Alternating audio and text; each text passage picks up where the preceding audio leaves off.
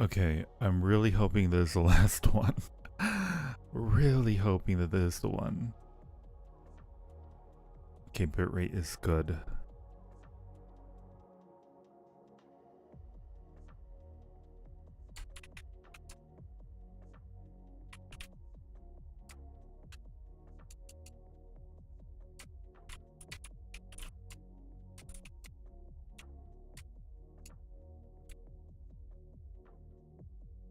I am still dropping frames.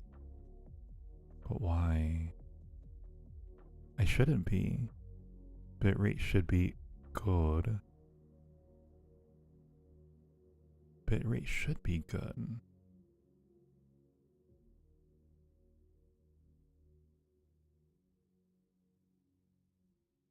Okay. Are we live? Are we good?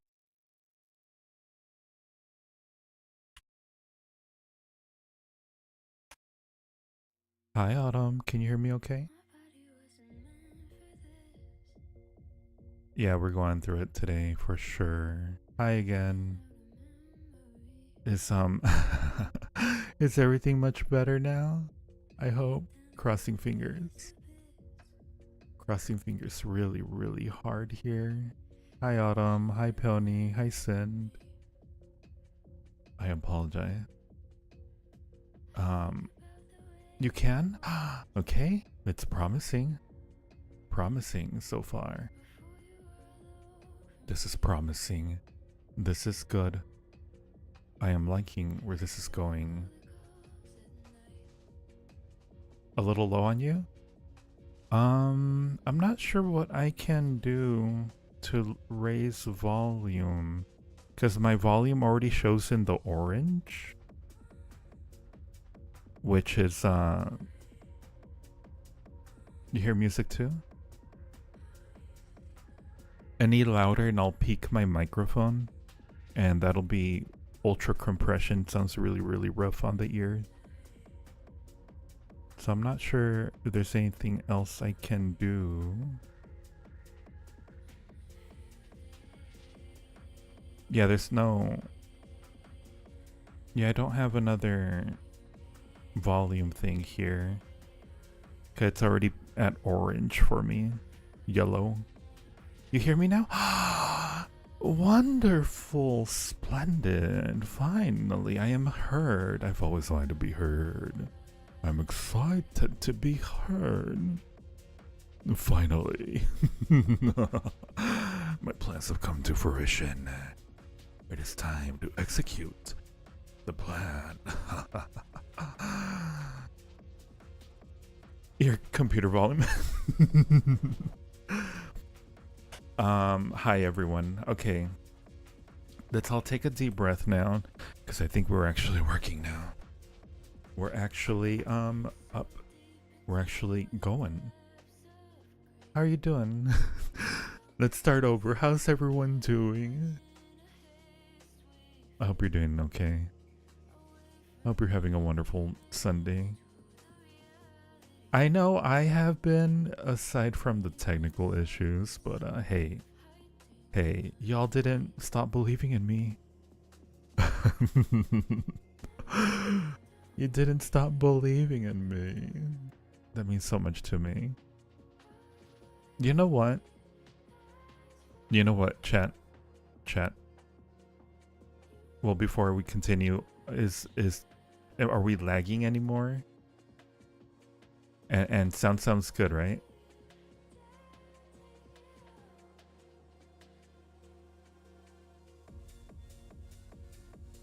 We're not lagging anymore, right? I'm pretty good, but a bit of pain. Brave enough to show everyone else. You know, I think I have to kind of do it now. I was going to like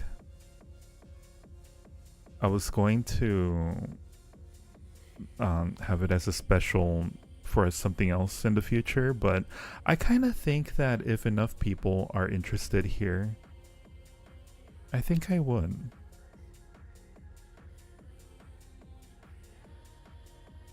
I am doing wonderfully. Thank you so much, Sin. I'm ready to play some games. Some spooky games, some indie horrors from Itch.io. And a bit of pain. Oh no.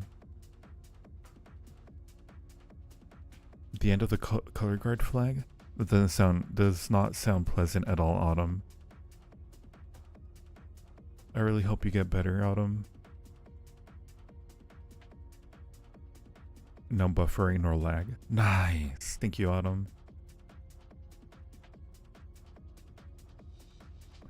Yeah. That's what it is. Halloween pictures. They're Halloween pictures, alright? Pictures are my Halloween costumes. Very interested. My sound was already at the max. Wait, but it's better now though, right, Pony? Let's go. Let's go, Sunny. I want to see the tree.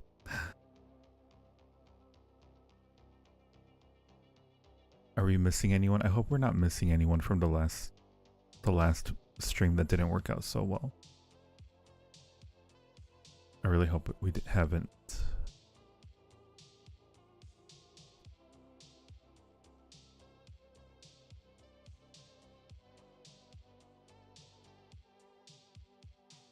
Da, da, da, da, ha, ha, ha. You lost signal for a second? Oh, I hope it wasn't me. Hope it wasn't my fault.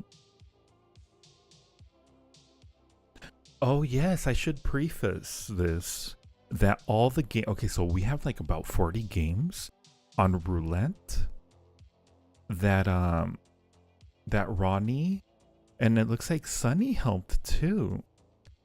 Put together for us. She even put together the roulette for us. It's gonna be so fun. Let me tell everyone and let me tell everyone that it's actually working this time. At everyone, this is working for real this time.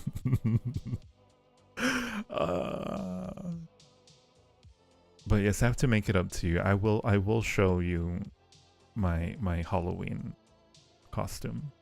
I guess I have to show it off, right?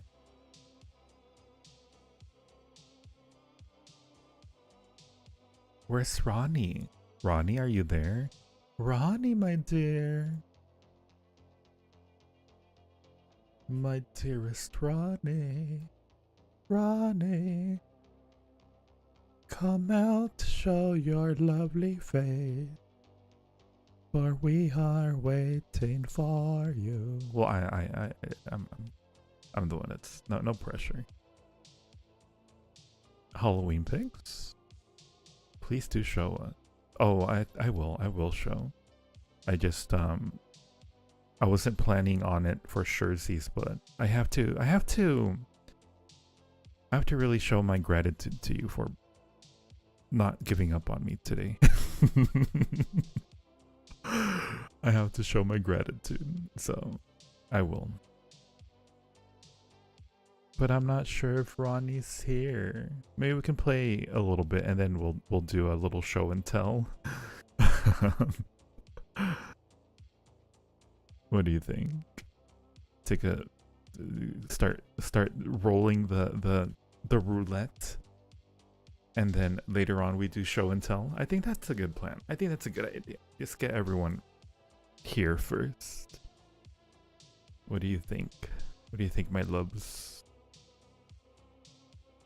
My loves. My labus. My labubus.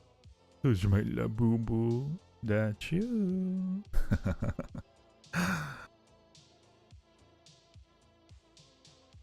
A show and tell. Yeah. Yeah. Halloween version show and tell.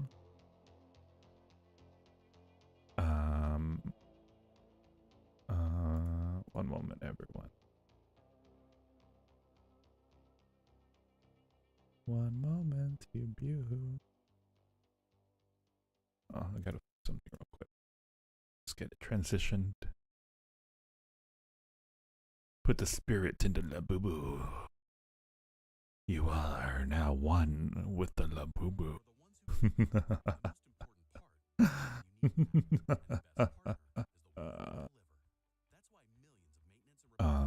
Hello? Where is my window? Oh, hang on. Let me change it because we did that so many times. I may be missing people. I hope not. Zora, hi. Hi, Zora. Sorry. We had technical issues getting started. And I did change it the first time, but in all the ruckus, I had to rechange it again. Well, everyone, I want to introduce you to the Itch.io horror wheel that our lovely Ronnie put together. Isn't it beautiful? There are 40 games. So many games that we couldn't fit them all in one wheel, so we got a second wheel right here. But I think I'm just gonna pick this one for now first, and then we'll do our spin. Hang on, let me fix the bottom there. It's a little bit crooked. I don't like that. The problem is when you're a perfectionist, but then everything goes haywire. Am I right? That's why I'm here. I'm always here to help. Thank you so much, B. You are a sweetheart. A sweetheart indeed. You can't stay here for long? Oh no. Well, how about we do one game? I'm not sure how long these games are gonna be. I think they're like they're indie horror games, okay? So they shouldn't be too long. I think what we can do is like put a time limit of like 20 minutes or 30 minutes per. There's gonna be more games that we'll even be able to get through in one day. There's gonna be a whole lot of them. It's starting to. Oh, thank you so much. Jeez. Today's the day, that one day where everything goes wrong. Next time I'm gonna walk out and a meteor's gonna strike or something. I don't know what's gonna happen. Under 20 minutes, you think so, Sunny? Okay. Alright, everyone. So we'll do one game. We'll wait for everyone to come in. Then I'll do my show and tell of my Halloween costume. F11? Oh, thank you. F11. B coming in with the assist. Anyway, everyone, this is a wheel that Sunny and Ronnie, well, Sunny helped Ronnie put together for us. She's amazing. 40 freaking games. We're gonna spin, see where we're gonna land, and play the game. I don't know what any of these are. They're all gonna be a surprise to me, just as much as they are to you. They are under 20. Oh, you guys are, oh my god, you guys are amazing. You picked out that criteria for under 20 minutes? Wow. You guys are so amazing. Alright, everyone. I'm gonna go ahead and start with one roll. What game are we gonna play right now? What is our first game? Syntaxia. We're gonna play Syntaxia, everyone. Let's get started. I hope it's not too loud, because, you know, each time that we boot up one of these games, a .exe thing will open up on us. And I haven't really went in and modified each one. So there's potential for a little bit more friction, but it's okay. You guys like friction, don't you? Syntaxia. Where's Syntaxia? Syntaxia. Here you are. My butte. Syntaxia. We're gonna play Syntaxia, everyone. Are you familiar with that one? Do you know what I'm gonna get myself into, Sunny? Already 1 a.m. Dania, are you okay? Sorry, Peony. I end up calling you both Peony and Dania. I hope you're okay with that.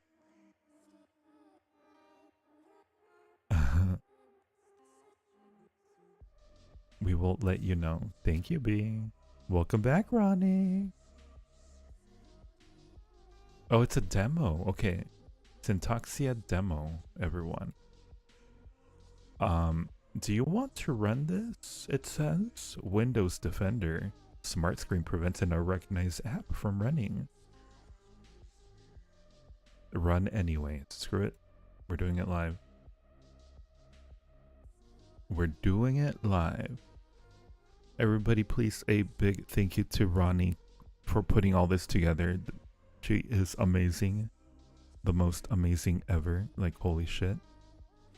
A lot of thought and effort went into this. Okay, game is loading, everyone. We're gonna play Syntaxia.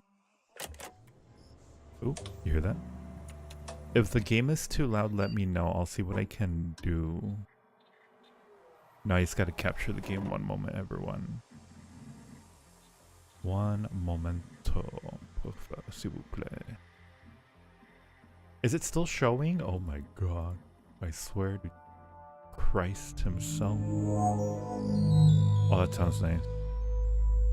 That sounds beautiful. I thought I turned it off. One moment, everyone. The game's about to start.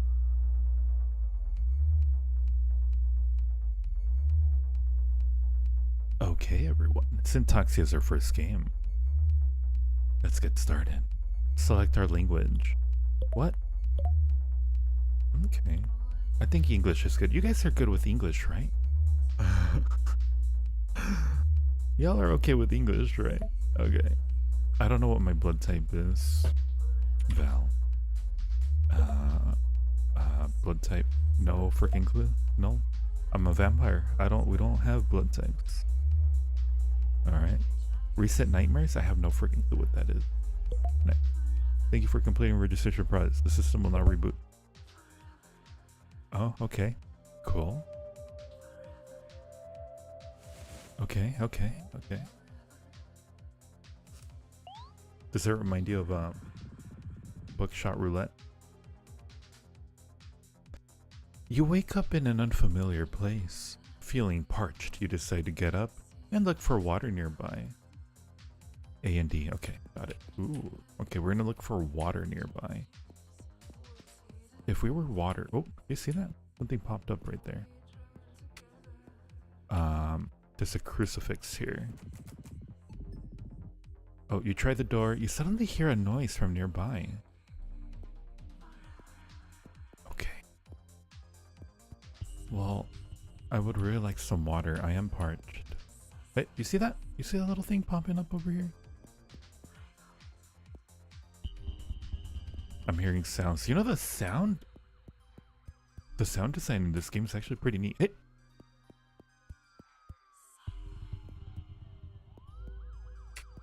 You hear the sirens? I don't know if that's the music or the game. E. Oh, that's what's popping up. Okay. You gotta press E for things. Okay, got it. The thing is that it kept showing up but then disappearing immediately. In front of you is a laptop. The words Syntaxia 2000 are elegantly inscribed upon the plastic shell. Its warm glow is a pleasant invitation you can't refuse as you reach for the laptop. Space? For the laptop? Okay. Oh, I'm writing. I'm a writer. It's a lonely night. Bright light night, yeah. The room you're in now noticeably brighter as the laptop hums with a strange melody in your soft grasp. That is so cool! You feel a compulsion to keep it close. With some creativity, its strange properties may be of help. Okay. Are we like writing as we go? Why are they wanting blood type? No clue. No freaking clue. A fluffy rider awakes at an unknown place, their face illuminated by the flickering glow of a nearby laptop's monitor. Feeling parched, they decide to get up and grab a glass of water. They try the only door in the room, and that's when they realize they were locked in. No. Try as you might, the door remains firmly locked. Warm memories flood your mind. Just looking at the sofa makes you comfortable. Ooh, what kind of warm memories? You joyfully run your hands across the CRT television. Static electricity crackles between your fingertips, attracting dust particles on the surface of the glass. A new journal entry. The room they currently reside in is one of the many comfort rooms. As with all the shelters provided by the Dreamers, Each room's construction is aided by one of many flesh brigades. This specific room was made with the help of Flesh Brigade 41, as indicated by the cross-like ruin that adorns the walls of these rooms. There are a multitude of amenities available, including a comfortable sofa. Nah, I think we'll leave it at that. And a television set, only to be used to watch pre-recorded shows, as no signal is ever provided. Reports have been received from residents of the rooms about discovering extra keys in metal safe. This occurrence was limited to rooms created by Flesh Brigade 41. Okay. Got it. Okay. That's a bed. As you gaze longingly onto the bed, you notice something shining, reflecting the starry skies. Reach under the bed? Yes. Of course. Of course you're going to reach under the bed. There is no on that. You reach into the dimly lit space until you firmly grasp an object under the bed. A phone. An old abandoned rotary phone. You feel a remorseful kinship with it. Do we have anything new here? I don't think we do. Yeah, we don't have anything here. But, ooh, yeah, let's change this to rotary phones.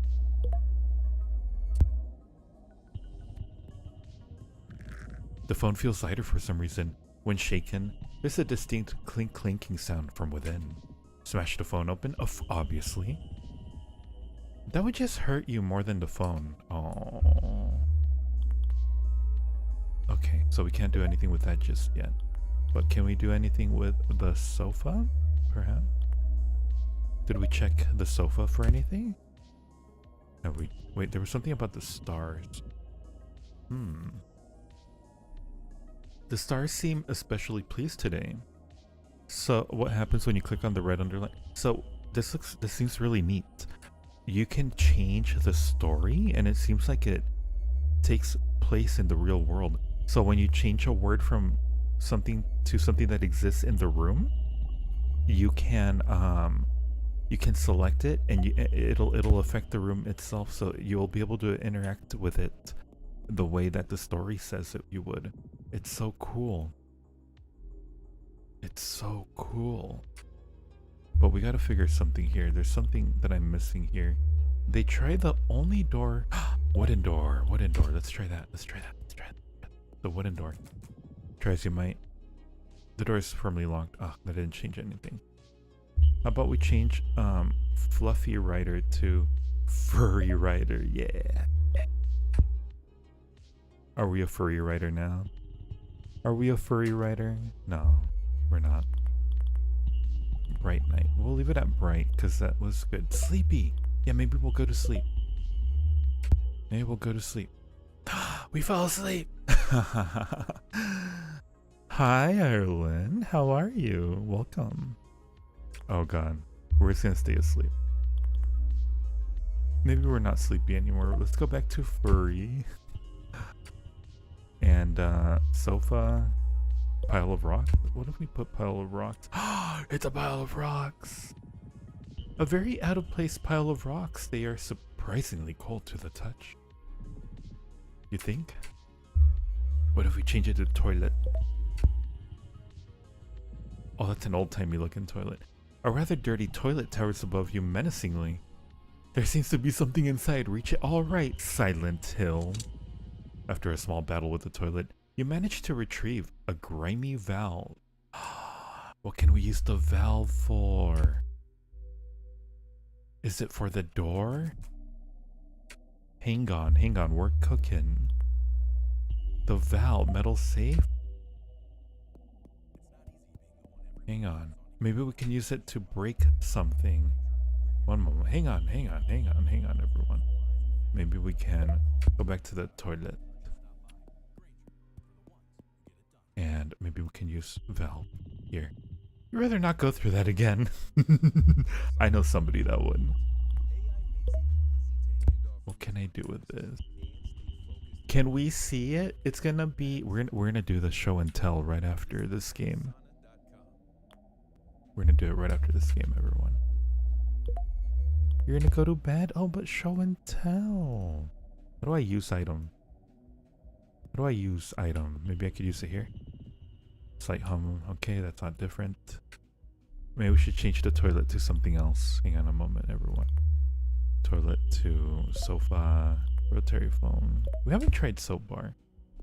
What happens with soap bar? No soap bars here. Yeah, we're missing something, everyone. We're missing something. Do things change when it's dark? A familiar looking bookshelf full of useful things. As you dart over the things tastefully put on the shelves, you notice a screwdriver that piques your interest. Yes, grab it. We got a screwdriver. You get a screwdriver in your tiny hands. A sharp burst of confidence fills your heart. Alright, Undertale. Can I use it for the door? No, I can't. Can I use it for this? No. Same thing there. I don't. Okay, yeah. Go to sleep. Not yet. Hang on. Not yet. Can I use this here? Okay, I have a feeling that we have exhausted all the things we can do. We're gonna go to sleep next, okay? We're gonna try going to sleep, see what happens. You're gonna go sleepy time, Ireland, so soon. We're gonna miss you. I wanted to show you a lovely costume. Silent Hill, where's my husband? Hi, Rose. Welcome. Welcome. We're gonna go to sleep. Let's go to sleep. Sleep time. Sleep. Bed looks comfortable, but you don't feel very sleepy. The Sleepy Rider. Let's change this to Sleepy. This is such a creative game.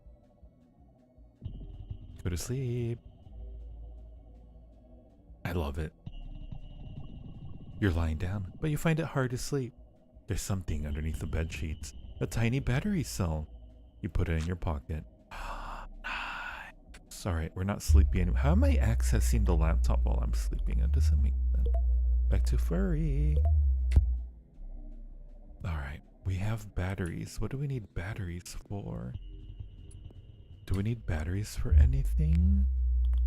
Do we need battery for anything? The bar, rotary phone. We gotta try it on thing. Smash it open, please. Maybe if I smash it open with a screwdriver.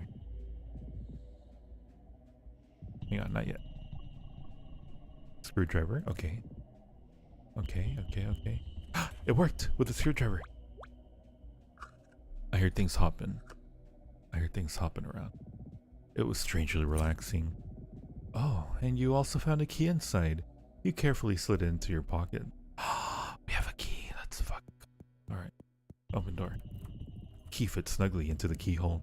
With a twist and a crunch, the door unlocks. The warm wooden door welcomes you. Enter, of course. With an accepting wooden sound, the door wide open.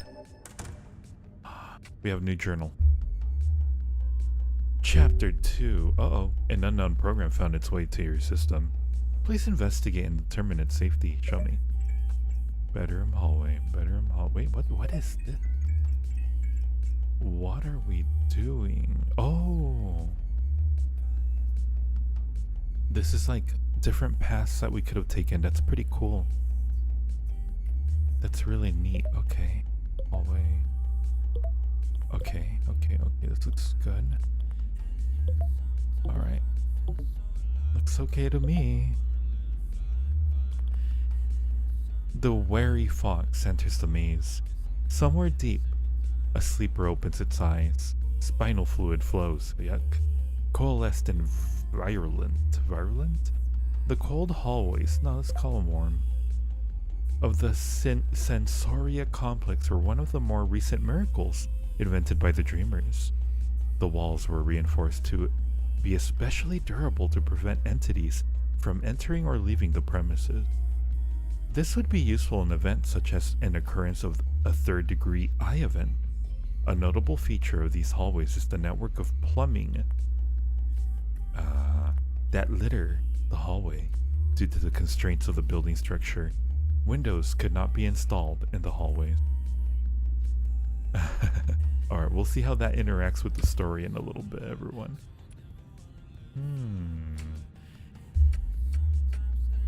Not what I want to see. What about you? A pale wooden door stands in front of you. Enter? Not yet. Hang on. Not today, door. Wrong button. I gotta click. A fuse box that controls the lights in the area. It's missing something. You feel sympathy for the poor thing. Rather not go in the dark. Okay. Okay, it's a pipe. What are you? Fuse box? No, we don't want to take the fuse yet. We're gonna leave it here and we're gonna keep going. What are you? What do we have here?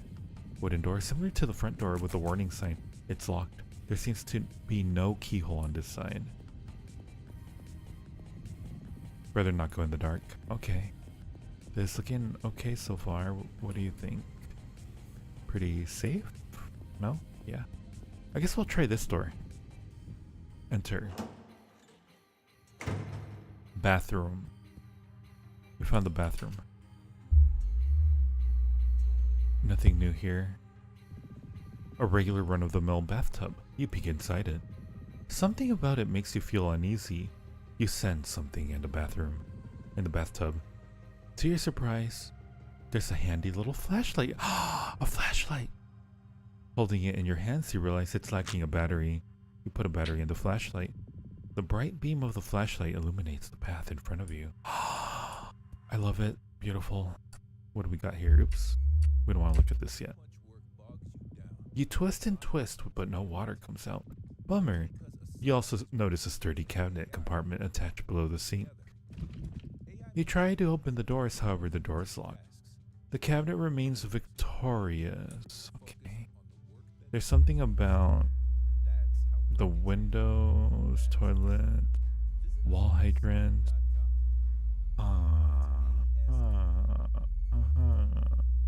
Thinking. We are using our brain noodle. One moment, everyone. I think we like the warm toilet. I want to change this to toilet. This cut. We already checked that. Is that the same door? Yeah, it's a very small room. You've been looking forward to this all week. Thank you so much, Ronnie, for putting this together. It's so dark. In darkness we shall fall. What are you? Tall double doors stand in front of you. The air feels heavy. Are you sure you want to continue? Yes, please. Oh, don't tell me there's gonna be like monsters here. The place isn't completed here. I don't think it's ready for us right now. Oh no. It won't open. You see nothing. It's completely dark on the other side. What happened? Sensory connection severed. Attempting to reestablish connection. Okay. This is not good. Not good. We're in trouble.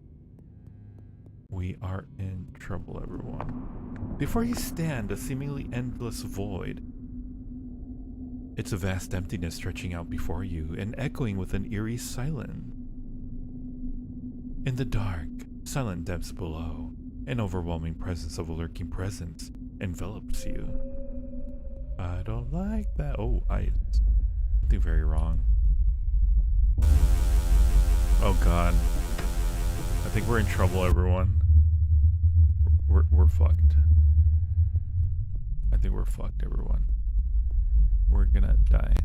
I hope it's not too loud. Is the music game audio too loud?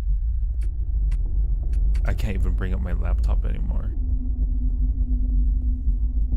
If anything's too loud, let me know. I'm just going straight one way. Fuck. It's dark. You hear that?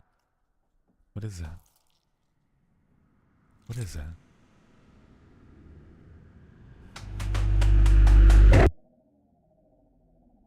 It was all a dream.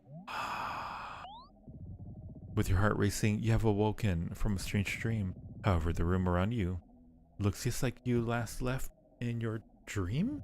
What is going on? You're gonna have food in about 39 minutes? Oh, it sounds nice, B. Treat yourself good. Connection fully reestablished in 2025? Hope you enjoyed. The demo, it's over.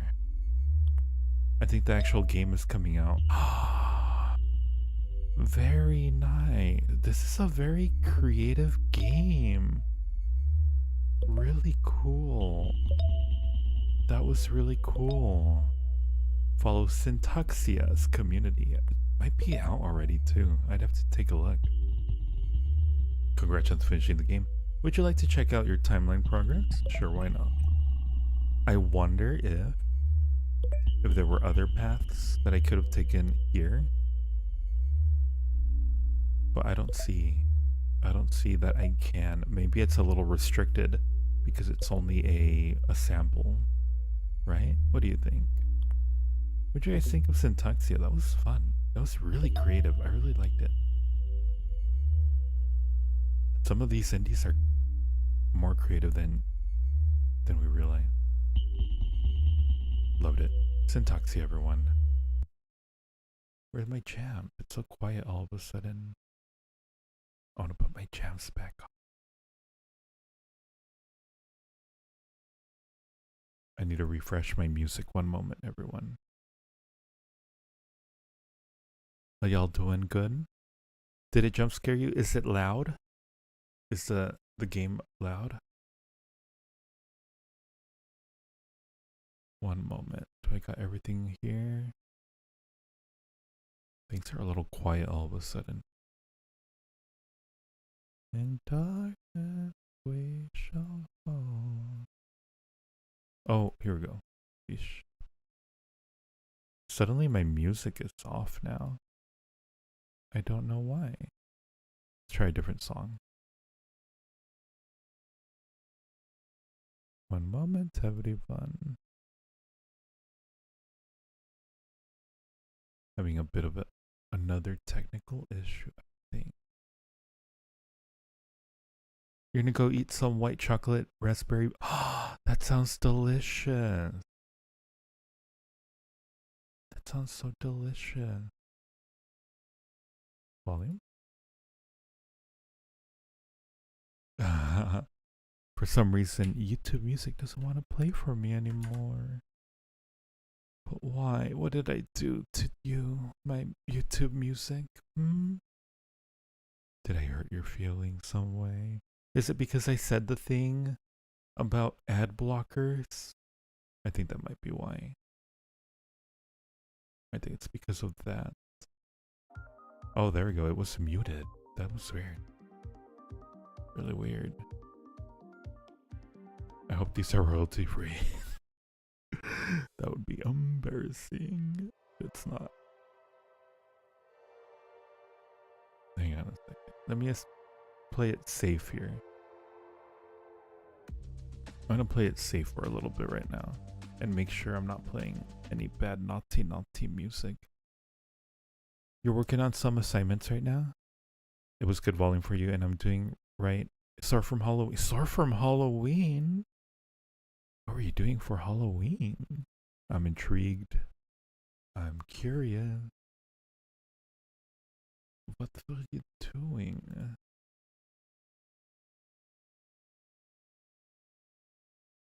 Oh, this might be too loud.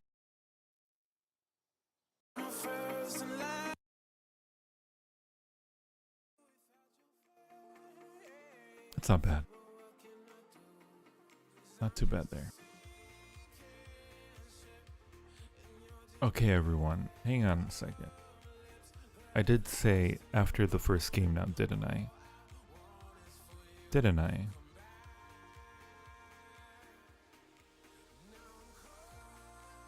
I did say after the first game we'll do our first show and tell now, didn't I? Okay, everyone.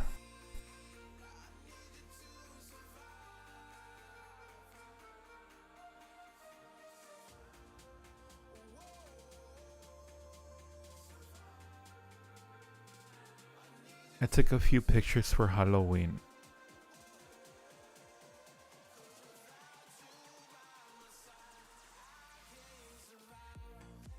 What do you think? You're skitty as fuck. I really want to see your costume.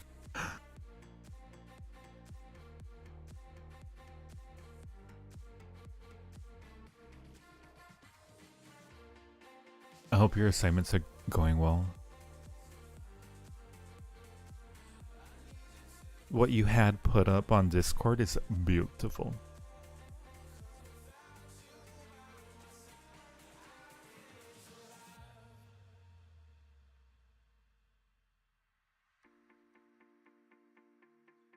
Hands up if you want to see outfit, please.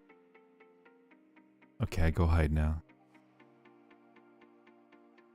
Me go hide now.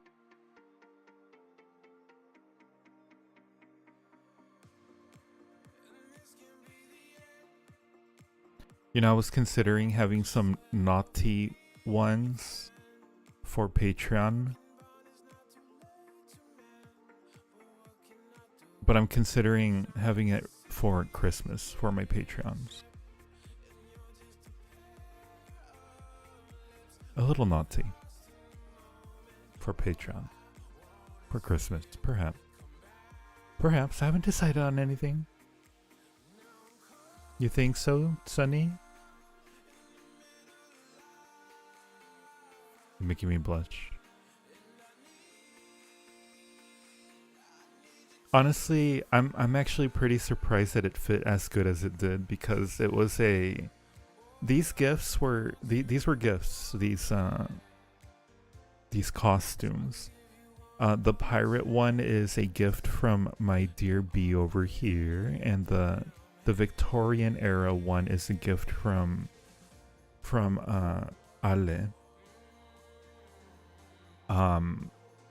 They gifted them to me through my throne. I do have a throne. For my birthday. It was really sweet of them. So thank B and Ale in the chat, please.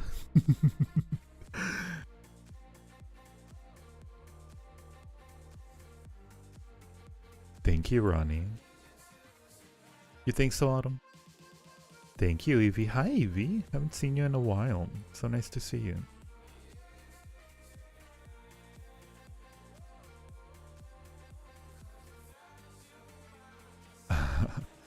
I'm a pass out. Peony, you're funny. Y'all making me blush.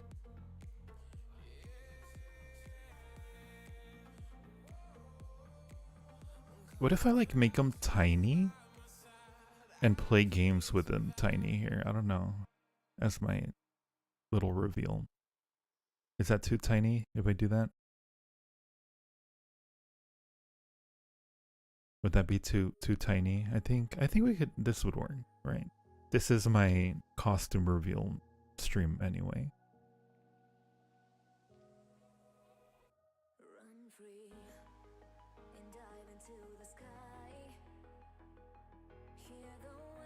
We can't have you passing out.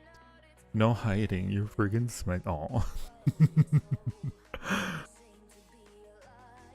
Yes, Naughty Xmas Christmas treat. I think I will. I'll have like a small compilation of naughty, a little bit spicier pictures for my Patreon.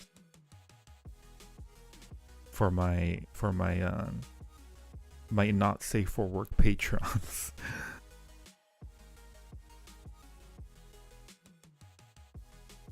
Do you, Autumn? I liked it too.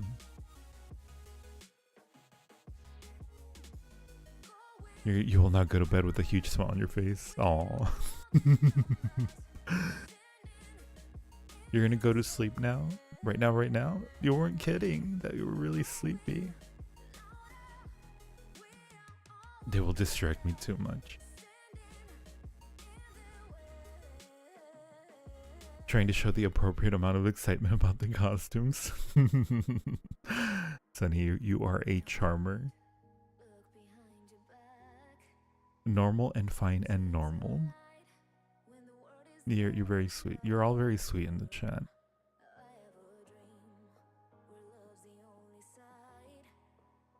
My cake is gone. No. Looks awesome. Thank you, Rome. You agree? Wait, what do you agree with, B? Which is cheaper, YouTube membership or Patreon? So let me explain my YouTube membership and Patreon. For YouTube membership, I have 2 tiers.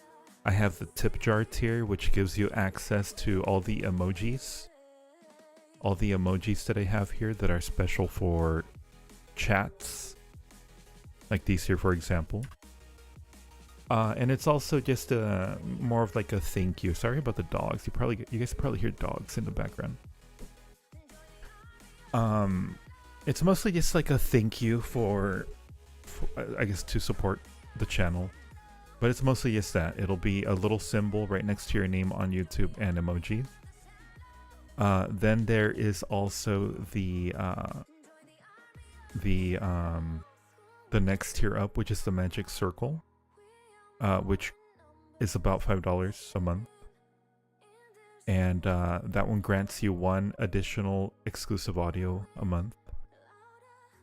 Over on Patreon, I have the same exact tiers. The only difference is that the tip jar doesn't give you the emojis because it's through Patreon. And but I do have 2 not safe for work tiers over there. One that has a naughty audio a month, a very spicy naughty audio a month, and then there's a hypno tier as well.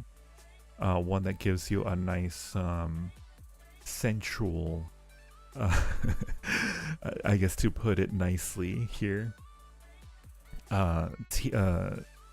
one sensual hypnosis a month. I'm a little behind on that one for the month, so my current hypno subjects are going to have 2 audios this month, hypnos.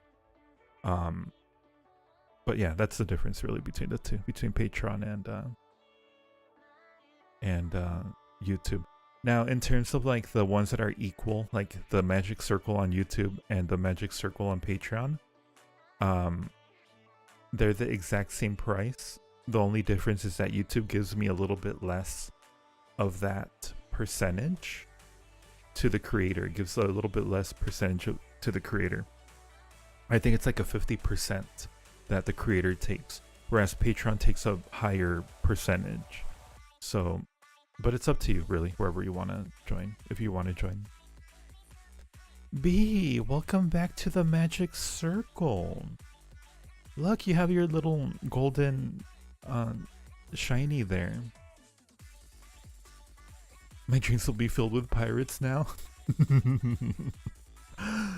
So sorry about the long-winded different. I'm not good at summarizing things. I don't know if you noticed.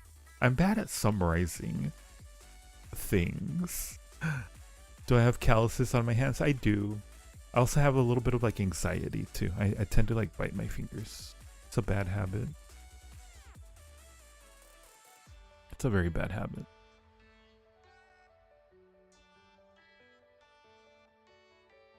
I can be patient. Oh, thank you, Ronnie. What about Ko-Fi? Ko-Fi is mostly like a tip jar. I use it like a tip jar. Every once in a while we have events where we fundraise for something. And we use Ko-Fi for that. So it's always appreciated too if you decide to support through Ko-Fi.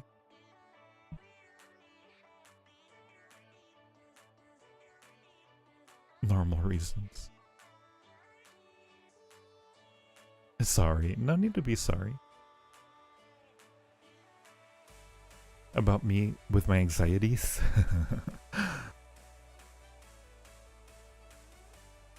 Skizzy. Thank you, Maya. You're gonna have to remind me that you're Maya. I have a hard time remembering names through, like, if it's not the same as your name in chat, I have a little bit of a hard time remembering. I try my best though, Maya. You really have to go? But now I'm nailed to my chair right now. Oh. Have a good night, Peony. Is it next game time? You bounce your leg. I've actually done really good with my anxiety, like with me biting my fingers with due to anxiety. I've been doing really good about that. I used to be really bad. So much better now though. Next game. Alright. We'll go to the next game, everyone. We'll do next game. One moment, everyone. While I set this up. YouTube won't let you buy memberships for folks? Ah, you would think YouTube likes money. I guess they don't anymore. Alright everyone, are you ready to spin the wheel again? You ready to spin the wheel again for the next game? You know, I kind of could use another coffee, actually. What if I go get a coffee real quick? Would you guys be okay if I go get coffee real quick? I kind of could use a little bit of caffeine. You pick your skin off of it. Sounds like you have a little bit of that too. A little bit of that anxiety.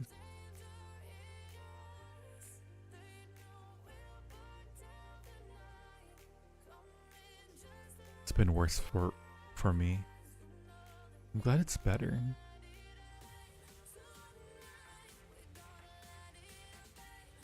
Okay, I really want a cup of coffee real quick. I'm gonna go grab one real quick. Get real hopped up on my caffeine. In that case, I'll leave my little reveal a little bit bigger here and a BRB on the screen. Break for 10 minutes. I won't be that long. I'll be less, but I'll BRB. BRB real quick. Let me just set everything up. I wish I had a more seamless transition here.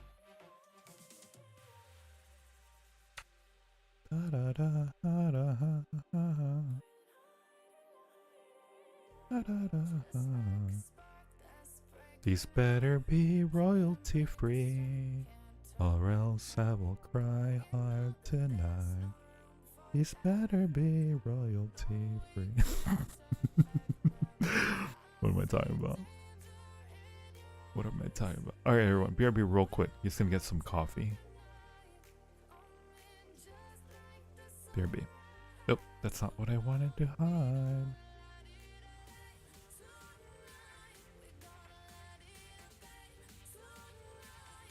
Okay, now I'll BRB.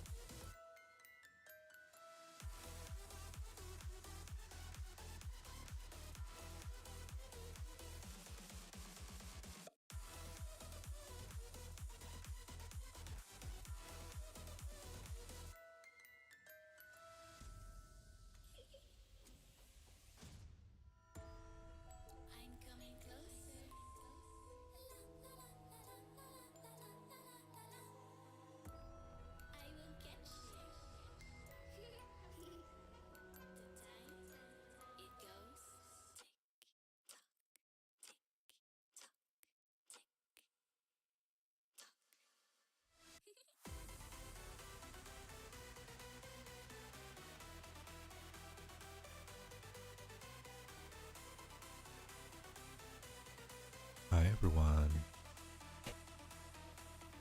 I'm back. How's everyone doing? Hope I didn't keep you waiting too long. I got my mug of coffee right here. A lot of oat milk.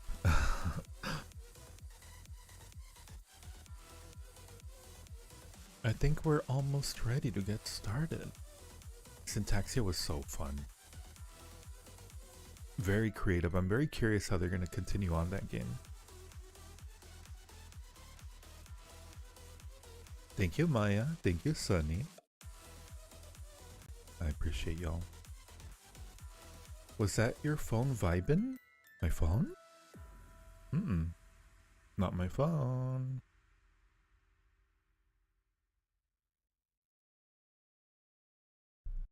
Hey, Rose. Is it Nightcore? It is called The Ghost by Nivero. It's categorized under dance electronic, but you know, YouTube doesn't have a very sophisticated way of categorizing all these. So they're just calling it dance electronic. It might be. Thank you, Ronnie.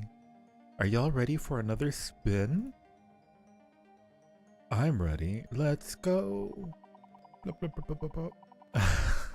Well, it almost ended on Syntaxia again. The milk inside of a bag. Inside of a bag. Okay,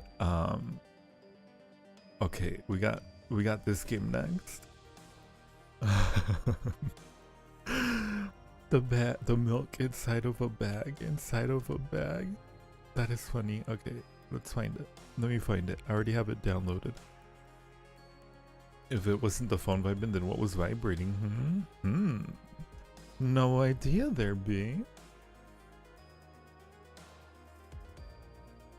It could be anything. Okay, what is it called again? Milk. Milk. Miruku. Miruku wa doko desu ka? Uh-oh. Let me see if I can find it here. One moment. Oops. Ignore that spin. Itch dial. Let's see if we can find it here on Itch.io.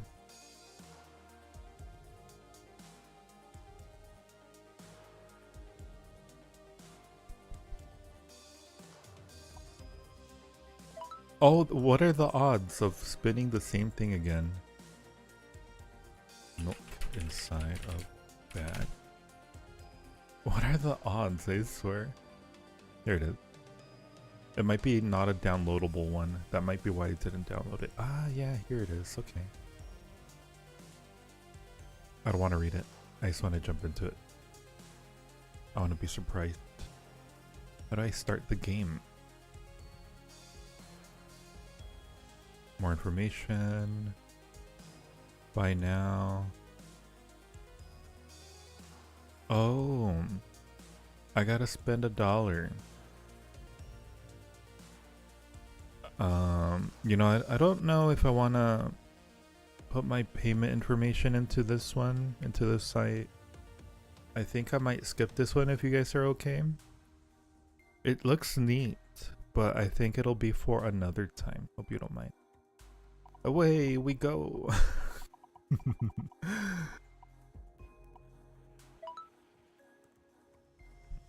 Milk inside of a bag of milk. You forgot this one was $1. Oh, no worries, Ronnie. We can just spin. Worm grubber. Okay, the worm grubber. Worm grubber. I have that one. Interesting name. These guys, they have really interesting names, all of these. You do recommend it? Worm grubber. Loading worm grubber.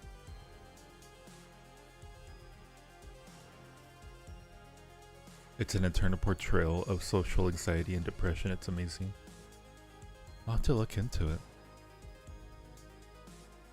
I just wasn't ready to to give Itch.io my she grabbed on my worm.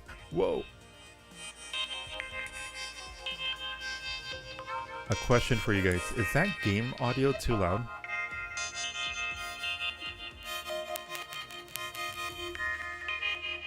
So I could lower it. It is loud? Okay.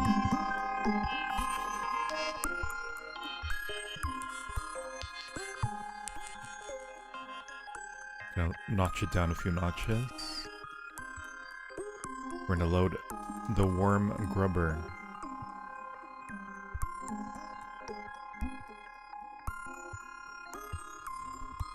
Is that better? Hey Conan, what's up? I like how they play around with the left and right like that.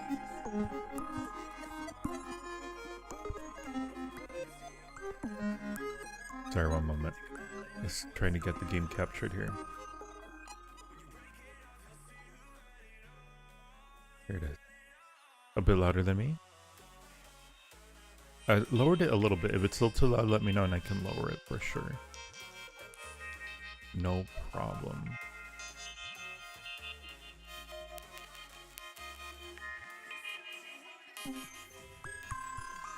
Oh, this is in a square ratio, so hope you guys are okay with a square.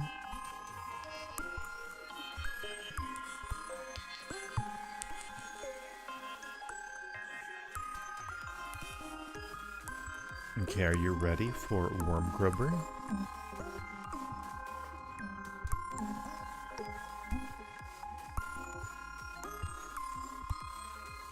Pre-soft render, okay. Oh. Oh. Oh. In the shadows lurks a vampire. Denizen of the night, cursed with undeath. She stalks the dark streets in search of prey. Oh, let me pause the other music I got running on the background.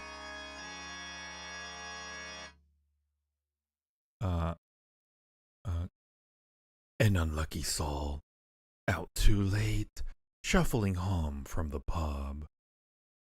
Or perhaps a window accidentally left unlocked way after sunset. These monsters rule the night, a predator above all others, feared and loathed by mankind. They shun the light and all that is holy.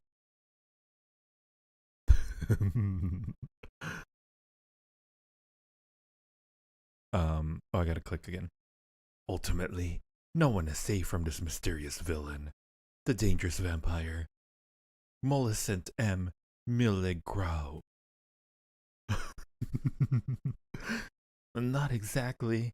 I am a vampire, but when I was a girl. The kind with flowing blood inside, I mean. I used to read anything I could about them. I never fit in. Not as far back as I can remember. And I guess that just led me to slip deeper into my fantasies.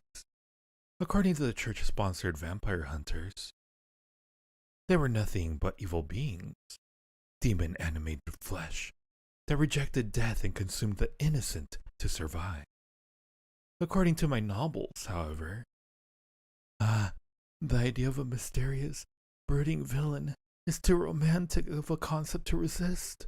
I idolize him and fantasized endlessly about what it'd be like if one crept into my room one night to turn me. After whatever torments the day brought me, I took comfort in these dreams and did silly things like leave my window open, drifting off to thoughts about what unlife would be like. The vampires in my stories were charming and elegant villains, wealthy, intelligent counts, terrifyingly beautiful noblewomen, passionate, aggressive, seductive, all luring and helpless, beautiful maidens. Then, well, things didn't really end up like I guessed. I guess. As it turns out, reality isn't as convenient as fantasy. For example, the vampiric curse of undeath, among other things, permanently aligns its bearer with an animal aspect. These animals are all deeply associated with darkness. Bats are the most well known, but this includes other things like spiders, owls, stuff like that. Not wolves or moths though. They are too linked to moonlight. The vampires of my book, the ones everyone has read about, have bat aspect. They can shapeshift into them, flying around, and sneak into homes unnoticed, drinking up as much helpless virgin blood as they want. My animal aspect is the mole. Oh no. Not the mole. Anything but the mole. Oh, she's so sad. She's so sad. I thought there was gonna be music in the back. Most nights, I'm out looking for something to eat. It's actually more work than you think. I don't need to feed every night or anything, but oh, she's hungry. In any case, this is my home, sort of. Lair, I guess. It's just a cave. I found it a while back. After all, well, the vampire that turned me into one? My sire didn't exactly have a place I could stay at. So here I am. No. Poor Molly. It's comfier than it looks. I mostly just kind of hang out here to sleep. But also, I have a roommate of sorts. Whoa, what are you? Tenny? Molly, you're back! How was tonight's hunt? Great actually. It went great. I feel great. Re-energized. As always, you look positively grim. Well, sure, you know me. Apex Predator. Blah!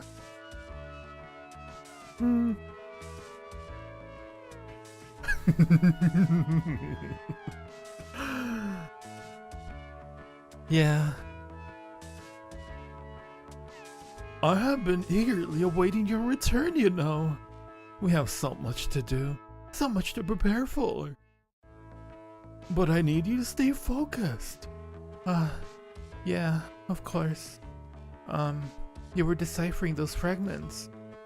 The Somber Tablet. Yeah, Somber Tablet. Did you learn anything new? Indeed, the scripture is full of wisdom. In the first place, it describes the surest way to attain inner peace, in spite of all of the world's myriad of troubles and... Sorry, I meant... about the next part of the ritual preparations. Yes, of course. Preparation is paramount, thank you. Come with me. Deadbeat sires are a real problem in the community, I hear. They need to invent sire support.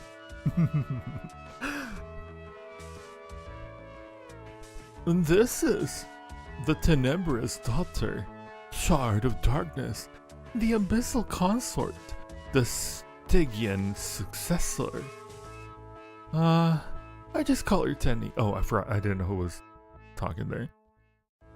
I can never remember all her titles.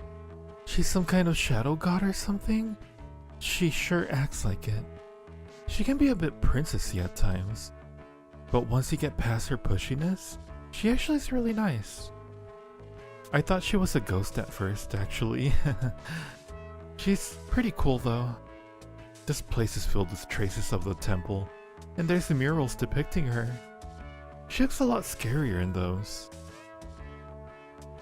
Her cult died out a while ago, actually. Judging by the state of the tablets and artifacts lying around, a long time ago. Since I've been here, I've never heard her mention anyone else coming around. I think I might be the first person she's been in contact with since. According to her, the vampiric curse of undeath actually comes from around that time period. Something about her cult being punished by some other god. Or something. It's a bit confusing. A lot of what Tenny talks about when she goes that far back feels more like allegory or mythology. I'm not sure how much of it literally happened. As soon as I showed up and got over the whole ghost thing, she immediately took me on as an acolyte and started bossing me around. I'm okay with that. I don't do well with people. Vampires aren't really that sociable. Besides her, it's just bats and miscellaneous cave critters around here. Tenny's my only friend. Since I was turned, she was the only one I have been able to really talk to comfortably. Aside from my sire, I guess, but anyway. As a shadow spirit, she can't really interact with the world directly, and is stuck in this cave.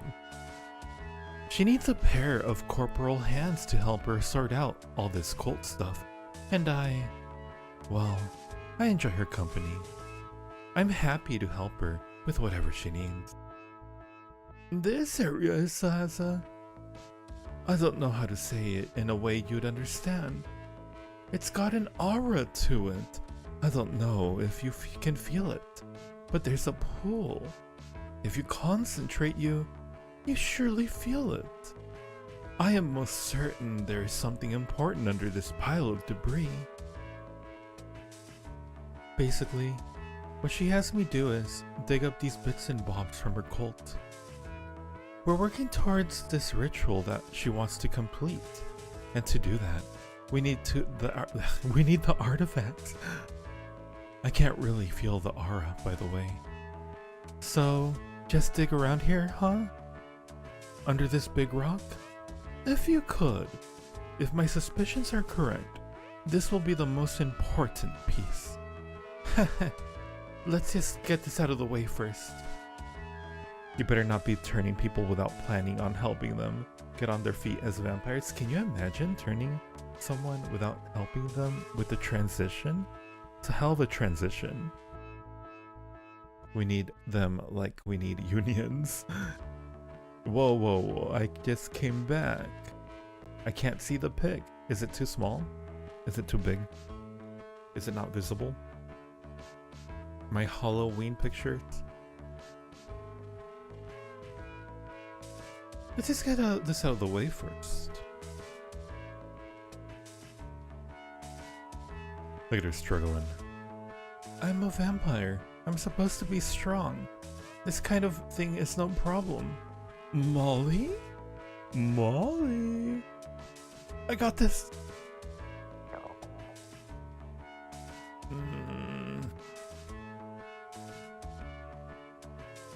I'm so fucking hungry.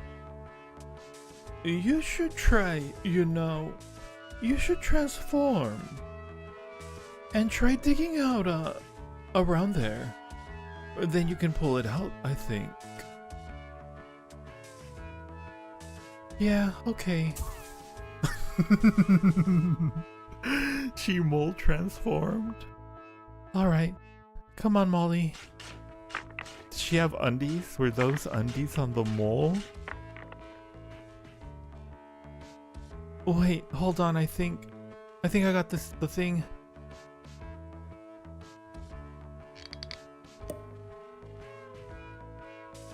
Molly, I knew you could do it. Thank you so much, dear. You're an absolute wonderful acolyte. Yeah, it was nothing. I really suck at being a vampire. So what is this? A knife or something? Yes. So stop swinging it around like that. You're going to cut yourself. It is perhaps one of the most important artifacts. The umbral blade, used to cut through the Abyssal Maiden seal. Wait, really? So we can do the thing now? There's a bit more to prepare for, but this is what I was hoping we'd find. We'll be ready for the ritual soon. Your role isn't complicated. So, if you could, for the time being, please, just keep being so helpful. Of course, I really, truly appreciate you. Really? I like helping you. I'll do anything you need, you know. The Abyssal Maiden. Does she know we're trying to free her? I know she's like a chthonic god or something. The Abyssal Maidens is the Dark's champion, the first and oldest of all live. She is our savior and... yeah. She gets like this. I've heard this lecture maybe a dozen times. She gets really passionate about it though, so I don't like to interrupt her. In simple terms, the cult here believes that the god at the bottom of this cave will usher an age of darkness, bringing back some harmonious state of nature. Or something. All life comes from the dark at the bottom of the sea, and wishes to return to it. It's a pretty niche faith. I'm not entirely sure how I feel about it. There's some wild stuff on these tablets. While she is the servant of the dark, all life is her kin, and she wishes to be reunited with it. A shepherd seeking to return her flock to their traditional pastures. Her love is strong and unyielding, mirroring the love of the... Regardless of how accurate the scripture is, there's a lot that makes sense, I guess. When I was human, I didn't really buy into the whole serve the light with your whole heart thing that I was raised to follow. Society feels like a sledgehammer meant to pound any bent nails in place. As frustrating as my underneath has been. Well... Oh, my undeath, my underneath, Jesus Christ. My undeath has been, well, let's just say a lot of things have clicked into place. Oh, Molly, she's truly beautiful. Darkness made flesh, the pinnacle of life. I can't wait for you to meet her. Truly, I have longed for this.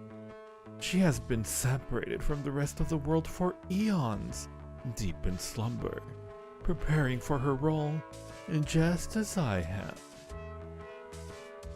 Just as you are as well. Molly, this is the most important thing you will ever take part in.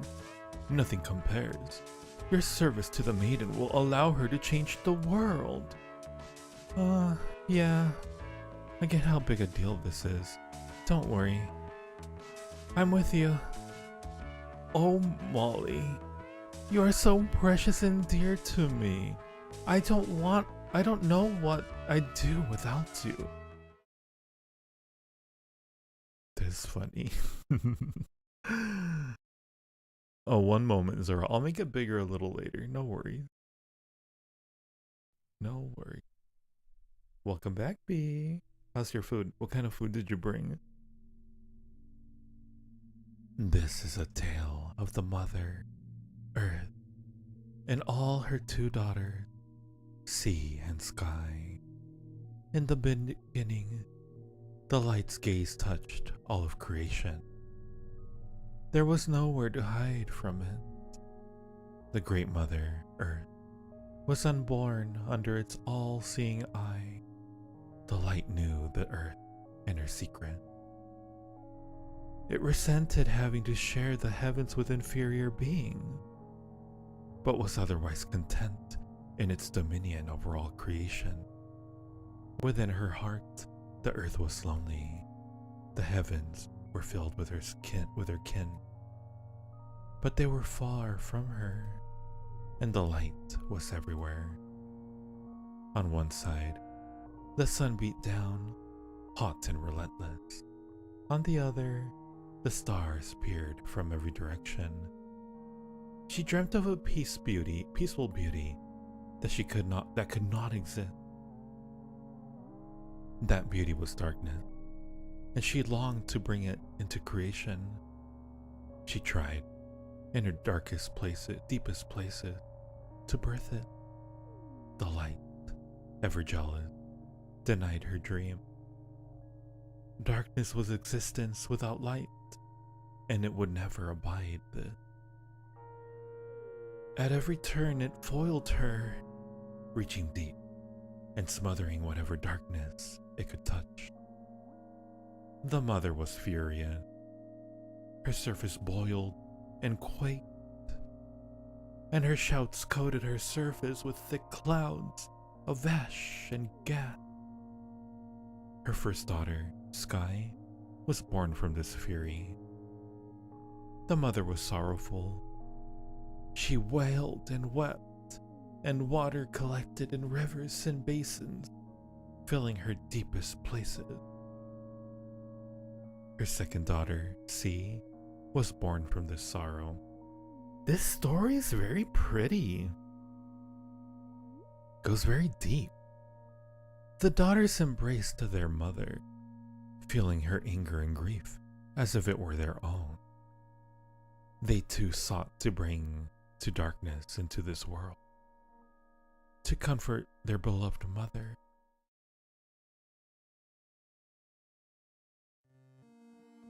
In the darkest, deepest part of the cave, there's a large pool.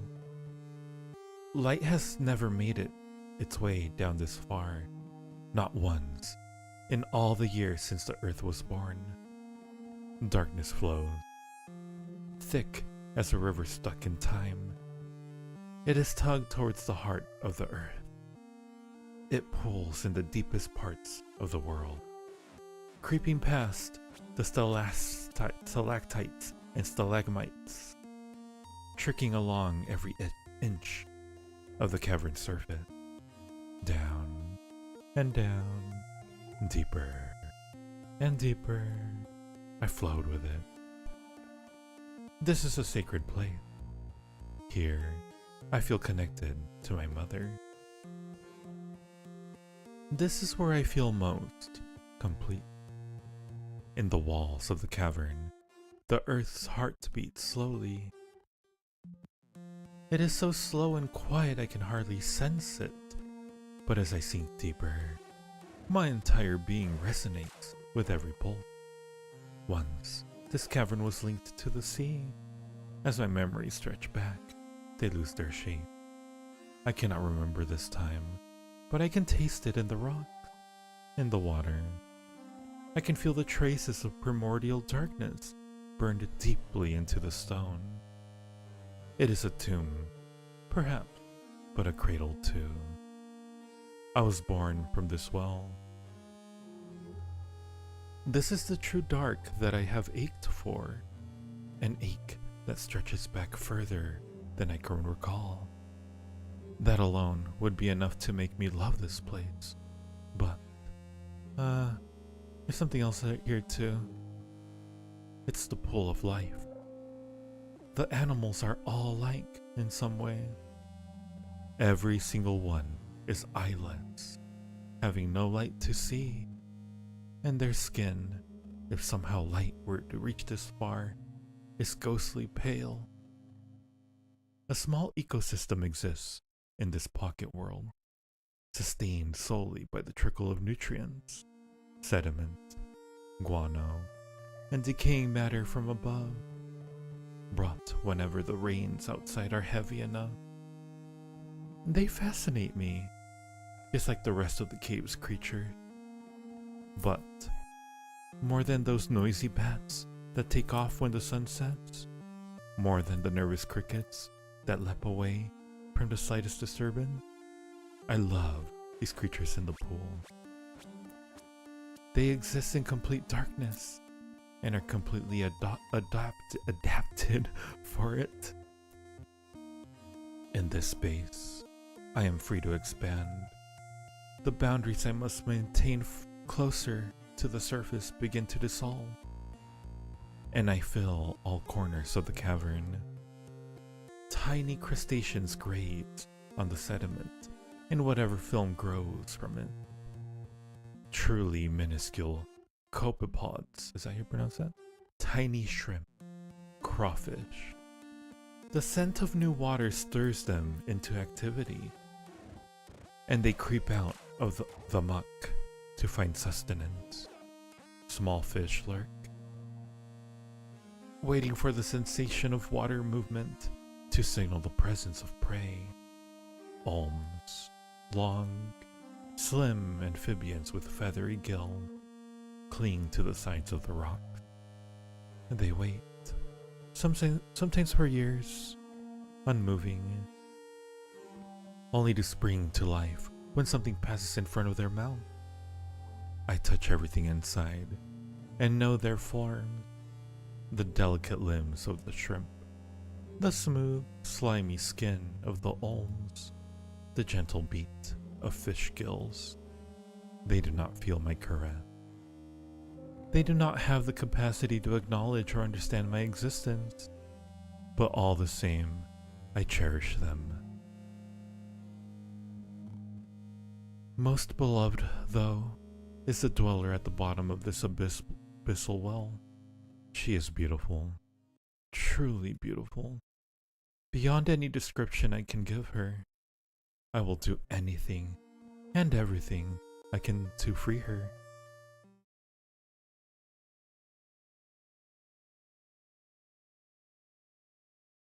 So beautiful.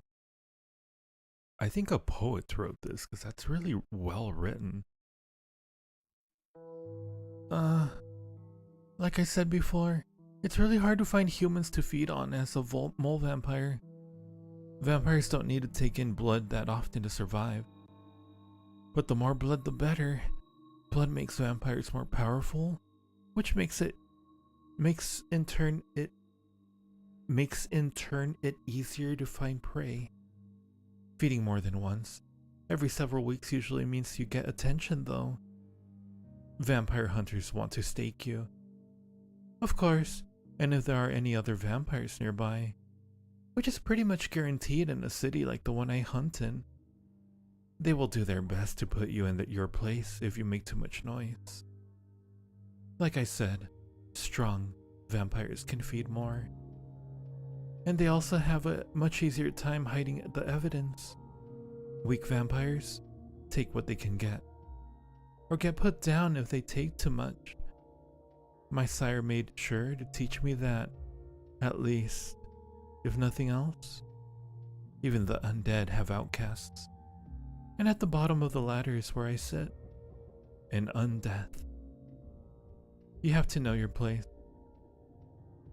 What a sucky sire. Telling her, hey, you're at the bottom of the ladder here. For vampires that can't find a regular supply of blood, there's one alternative.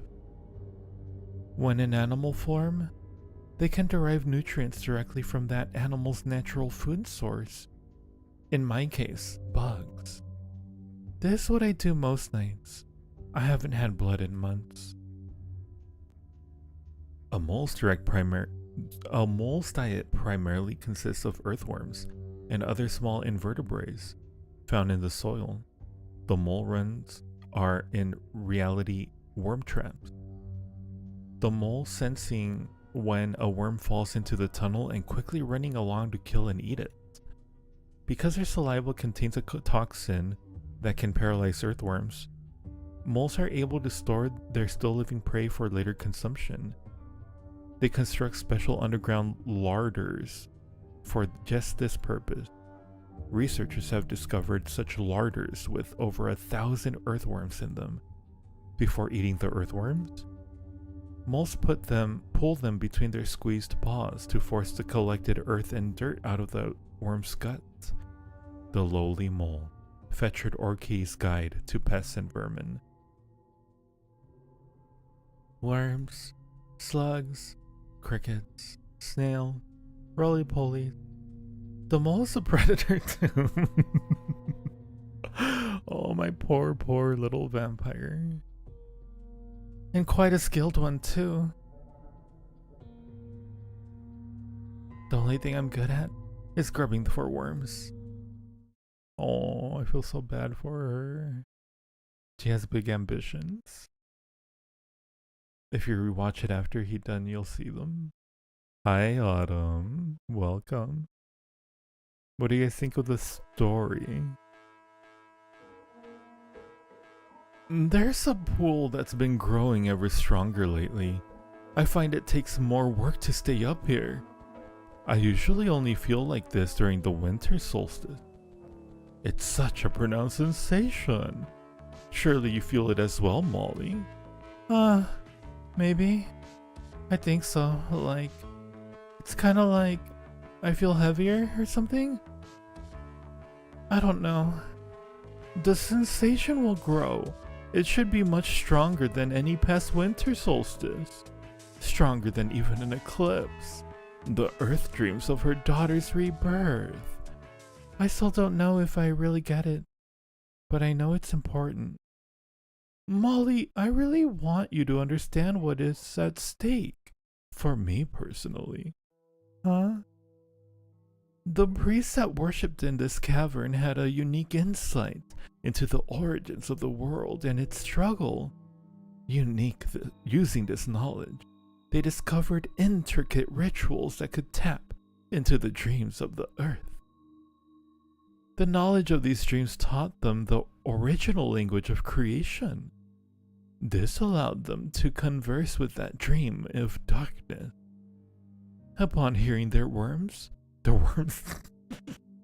I've been reading too much about worms the last couple slides.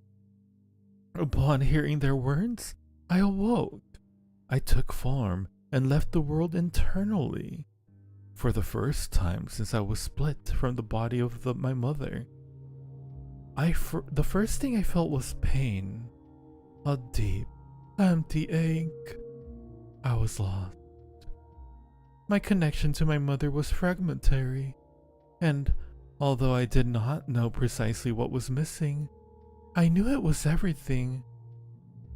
The darkness was a goddess that covered the entire world. She was one with her mother Earth and sister Sea. Everything on and under the surface was held in her embrace, but I had none of it. Oh, Tenny, I can't even imagine. No, nor can I. Not truly.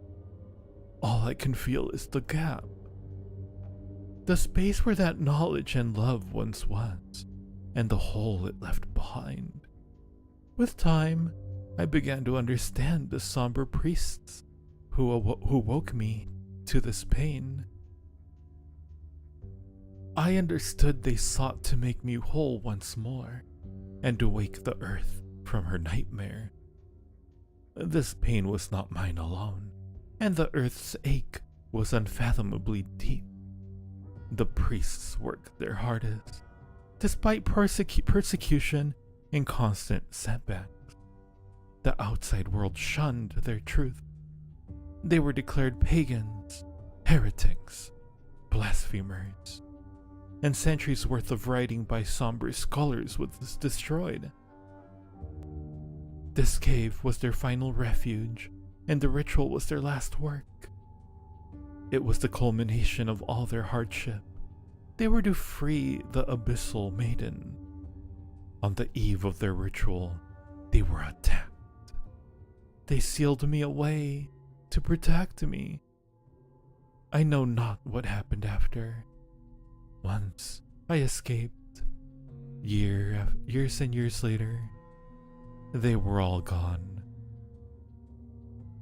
Nothing was left except these ruins. The ritual implements scattered. Oops, I skipped one. They were the first soul I'd seen in a long, long time. You were the last soul. Oop. You were the last soul I had seen in a long, long time. The hope I felt when I reached out and understood that you too felt the pull of darkness inside. Molly, you saved me. Truly. Oh, she's blushing. I knew they worshipped you, but I had no idea they were so important, I guess. I guess I thought of them as your fan club. They were that too. They loved me, and I loved them. Their loss isn't the same as the one I woke up with, but it still hurts. I miss them. But now I have you, my most important and most precious acolyte. Aw, Tenny, she breaks my heart. I don't know what to do. She makes me feel needed in a way I've never felt before. I constantly feel like I'm in the way. I'm in way over my head. But when she smiles at me like that, I really would do anything for her.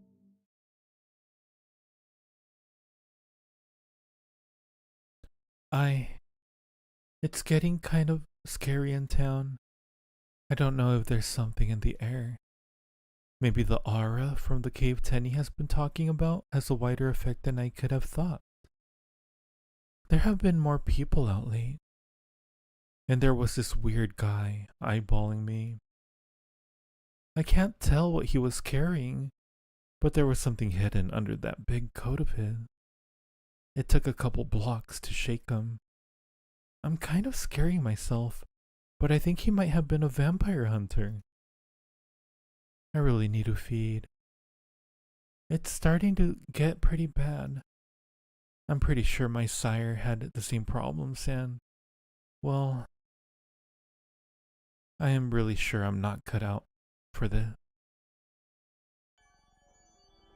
So what's this game? This is a visual novel called Worm Grubber. And now the name makes sense because she's Molly, the vampire who becomes a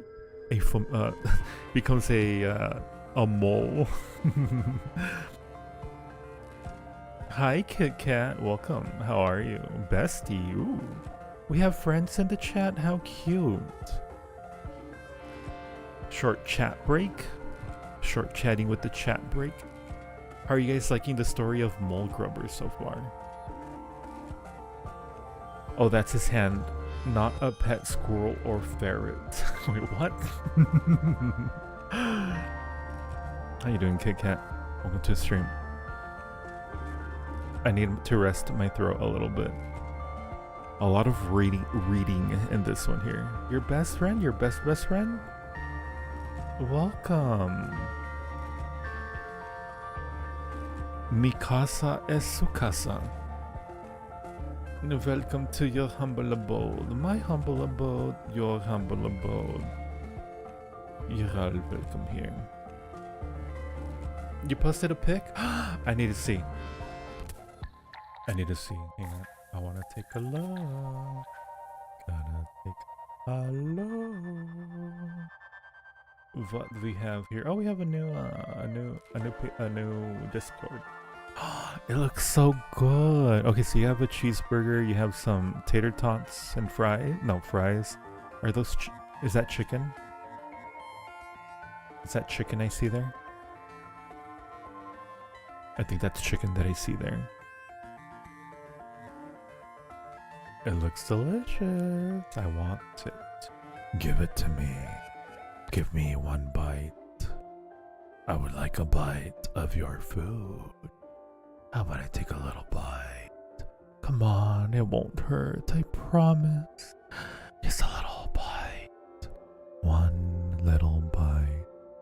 That's all it takes. Sorry, I didn't mean to scare chat. Didn't mean to scare you, chat. Did I scare you, chat? I'm scary. I'm a scary vampire. Did you know that? Sorry about the ads on the right there.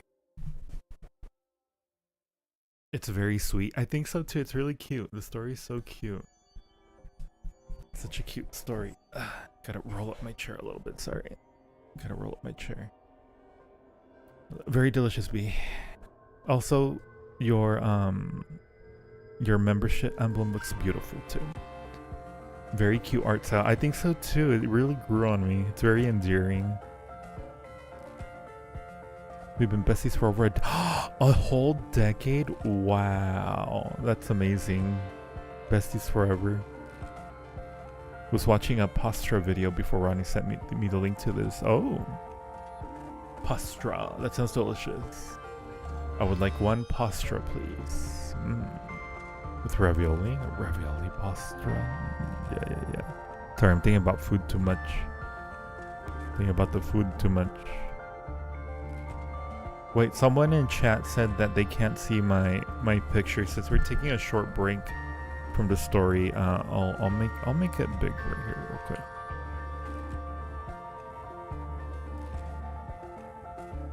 For a moment. My Halloween pictures. Oops. Since we're taking a break, I'll cover it up a little bit. That's okay. That should be okay. The music's kind of cute too. It really goes along with it pretty well. Does horror movie and game reviews? Oh, that sounds like fun. Maybe me in another life. I don't know. I don't know how good I do with reviews. Did you hear me trying to summarize what my Patreon and my YouTube membership does? I can't summarize for shit. I would be really bad at summarizing movies, giving reviews. That's really neat. It was Zora. Zora, are you there, Zora? Would like you to come here. Here, Zora, Zora, Zora, Zora.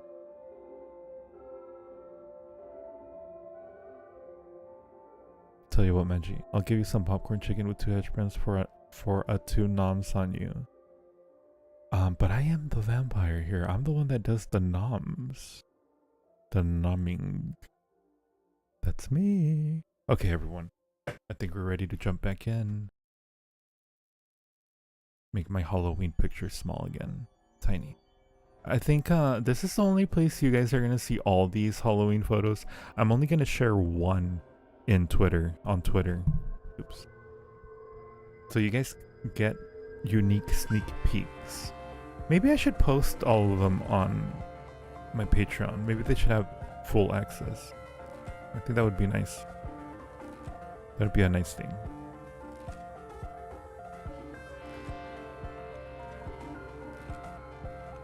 Tomorrow I'm gonna make bacon, then cook hash browns in the bacon fat. Interesting. That sounds like that would go pretty well. Looks like I'm eating it all to myself. B. What if I do a little bit of vampiric hypnosis? Get you nice and sleepy, and before you realize it, I take a little bite.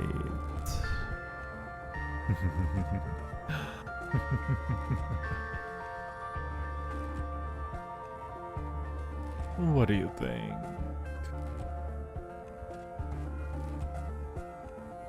Gimme, gimme. Alright, everyone, let's continue on the story. Continue on the story. You ready? Alright, everyone, let's continue on.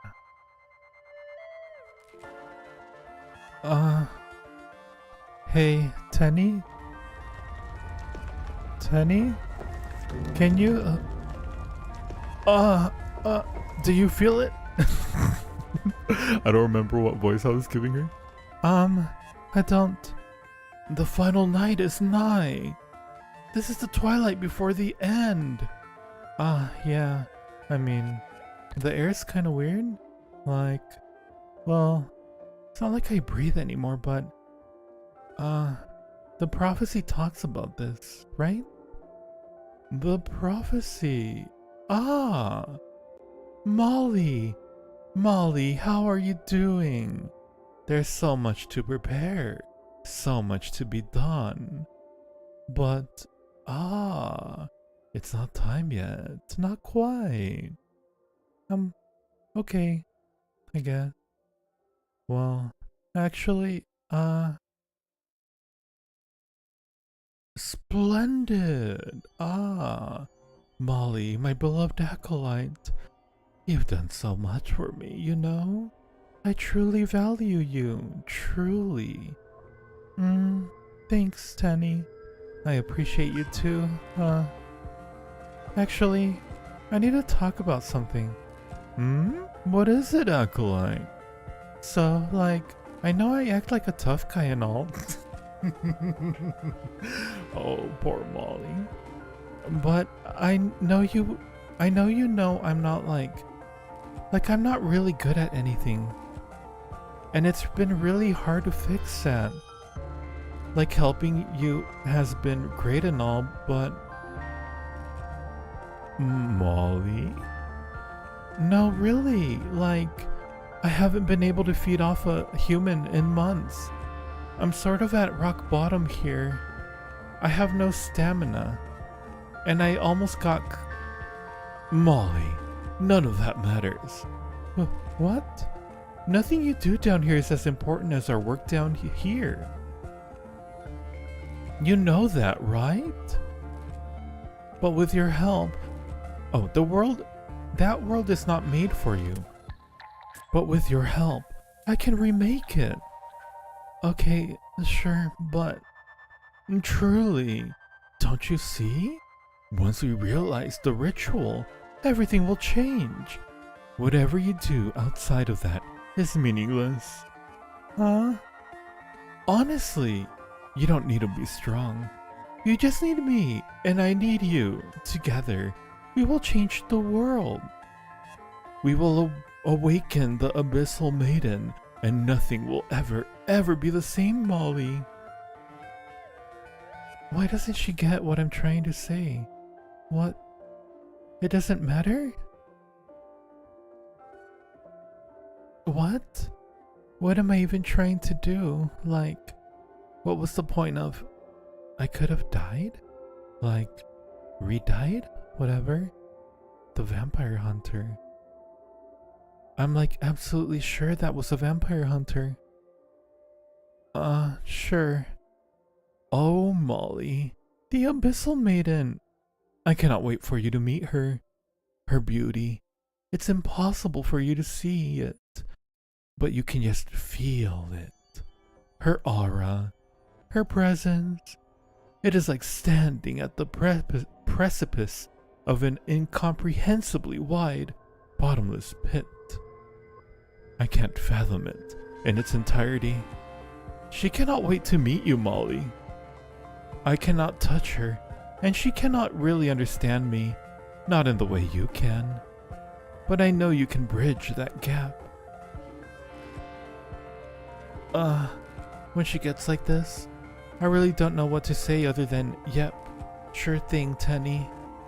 I've been interested in this whole ushering in an age of eternal darkness thing. But it's starting to feel like, I don't know, does she need me? Or does she just need an able body? I don't know. Am I overthinking things? The prophecies feel true.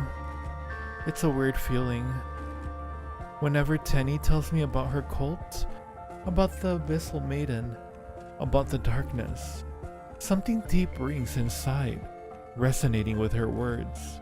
So like, I don't know, she's right? I can tell Tenny is only a fragment of what she once was. I know she knows what she's talking about. So the Abyssal Maiden has to be the real deal. Right? So what's that got to do with me? Why would the maiden be interested in me? I don't really get why Tenny's interested in me. I'm barely interested in me, you know? You barely have to move your hair to the side when you're in bed. It just happens. What do you mean, Autumn? You're gonna head out for now? Okay, Kit Kat, thank you for coming. Have a good night. Sweet dreams. I appreciate you visiting. And the sun cast from the sky, the moon retched from the heavens, each and every star blotted.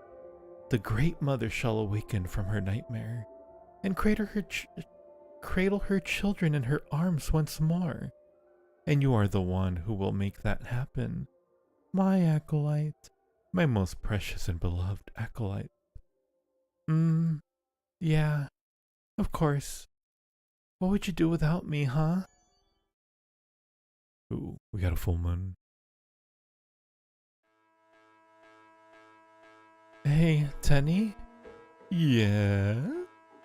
I was trying to ask you about this the other day, but you see the Abyssal Maiden, right? Like, you can get past the seal and have been visiting her?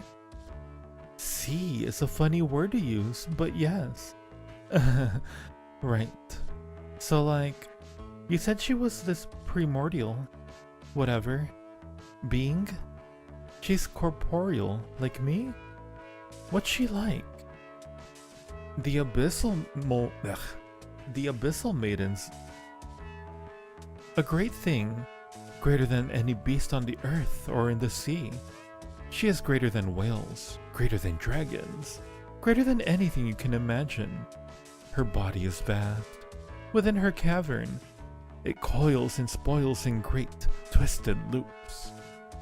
Along her length, countless delicate, beautiful gills are arrayed. Her flesh is protected by massive, chitinous scales, each larger than your head. She's so beautiful. You will come to know her in time and appreciate her in ways I cannot. I am unable to touch her, not in ways that you could, and she can only faintly sense me. She will be aware of you, in the way you are aware of other corporeal beings. I am truly envious, if I am honest. I adore her. She is something like kin to me, but she is much more than that.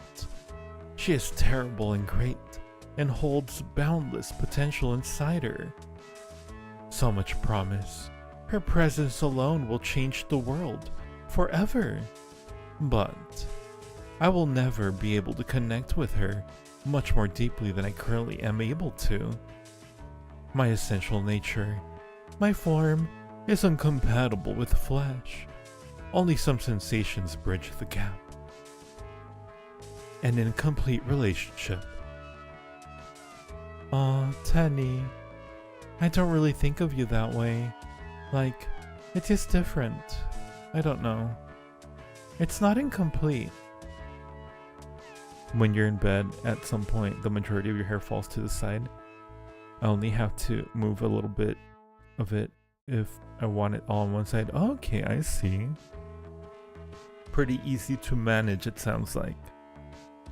The way Tenny describes the Abyss Maiden makes me think of dragon or giant ass Naga. Oh, I'm curious what it is. They're really building up the abysmal maiden. In any case, it will be different for you. You will come to know her. I know you will love her too. She is our champion, and we must follow her until the end. She will lead us to redemption. Yeah. That's what this is all for, right? Studies of demons, lost magic, apocryphal scripture. Yikes. That's a $10 word right there. I'm sort of a nerd for that stuff. It's part of why I was so fascinated with vampires and why I longed to become one. It ended up being kind of a bummer, honestly. Vampires get turned into vampires by other vampires. And my sire, the one who turned me, was not anything like I'd imagined he'd be. Complete opposite, honestly. I guess he turned me in on accident? Or like, he felt guilty because he drank too much blood out of me and I would have died otherwise? I never really got straight answers from him.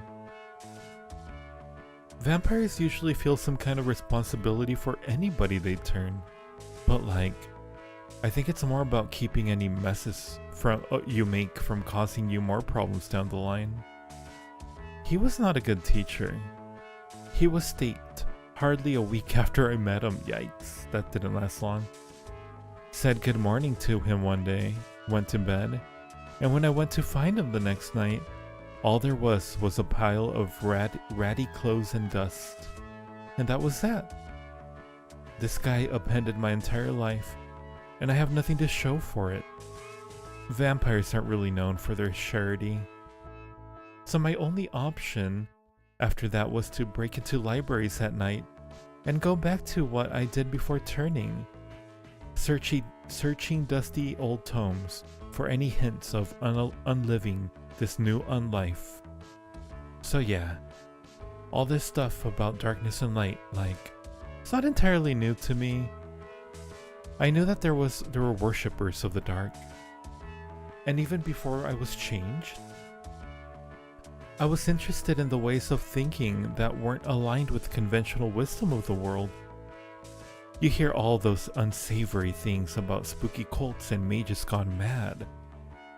That knowledge of the abyss permanently changes you, but the same can be said for the opposite. The world sucks. Society sucks.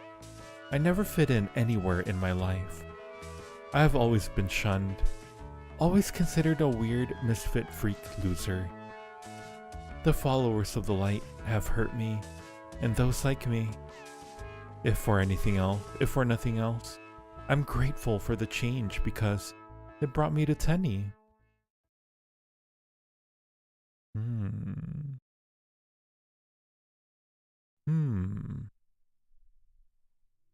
This is a tale of how the sky betrayed her mother, and how the sea swore revenge, how the darkness was born and shattered, shielded from the light by her daughter's embrace. The earth tried to birth the darkness again. The sea and the sky blocked the light best they could. Darkness was born. She was true darkness, free of all light. Her mother loved her dearly. She was peaceful, and she was beautiful, but delicate. The sea rejoiced, and held her sister, and loved her. The sky, however, was jealous. Her mother's attention was split 3 ways. While in the heavens, the light's gaze was endlessly upon her. She was drawn to its warmth, and into her jealousy, her clouds parted, letting light onto the surface of the earth. The precious newborn darkness, so fragile, shattered. The sea raged and gathered as many scattered pieces as she could, and she hid them in the darkest parts of her body. The earth rent her fresh and wailed in grief. This sorrow, so deep, sent her into a fitful sleep. Shards of darkness fled down into the fissures formed in her body and hid. They were mindless and sought only to return to the mother from which they were born, seeking her comfort. The night never again hid the whole earth from the light. She fights her sister the sea endlessly. The earth sleeps still, locked into a nightmare. The sea never stopped loving her mother.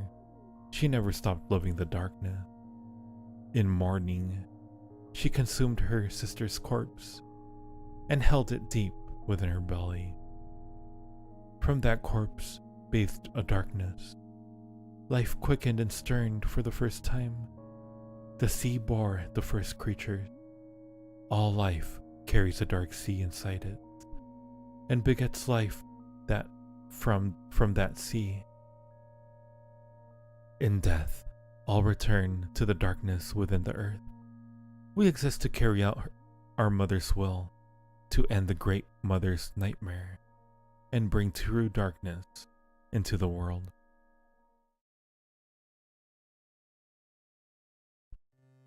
When I was sealed away by my worshippers, for all those long centuries, I comforted myself by silently observing the abyssal maiden and her court.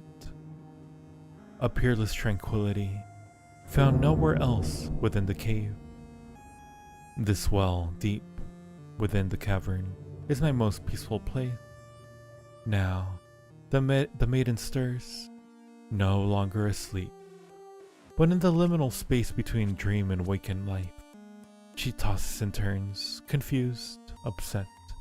The great coils of her form ripple and undulate, crashing into the sides of the cavern, whipping into the walls and ceiling. Stone structures, built up over millions of years of geology, are destroyed in an instant. The pressure of her frustration is heavy and hot, its aura pouring from her violent waves. twisting and knotting the darkness. The creatures in the pool all hide in the muck, tucked into whatever crevices they can wedge themselves into. Their simple minds recognize their once timeless world has changed. Deep inside me, there's a desire to join me. Under everything, I, too, am afraid. My peace is gone, and my soul aches. At the bottom of the sea, a corpse calls out. Plaintive wails beg to be made whole, beg for mother's arms. Unceasing tears, endless. I can do nothing to dry them. Its ache is my ache, magnified to unbearable degree. The abyssal maiden bellows. She hears the cries too. Her fits have grown more violent with every passing night. Every shout sends ripples through my form. It is painful, electric. Sharp needles pepper the throbbing loss that has defined my existence. There's no way Molly cannot feel that now. I know she knows how important this is. There is no room for doubt or hesitation. She must realize the ritual. She must. The abyssal maiden must be unleashed. She is the sea, earth, and dark, entwined and made manifest, born for but one purpose. She will be free. This has been my only goal ever since my mind first took form here in the dark. She will bring true darkness into the world. There is nothing else. Beautiful, terrible maiden, please, just a little longer. Still your heart, save your anger. The light awaits, unsuspecting. You will have your revenge. You will save us all. I am trying so hard. It hurts. It hurts. I must be made whole. The ritual must be made realized.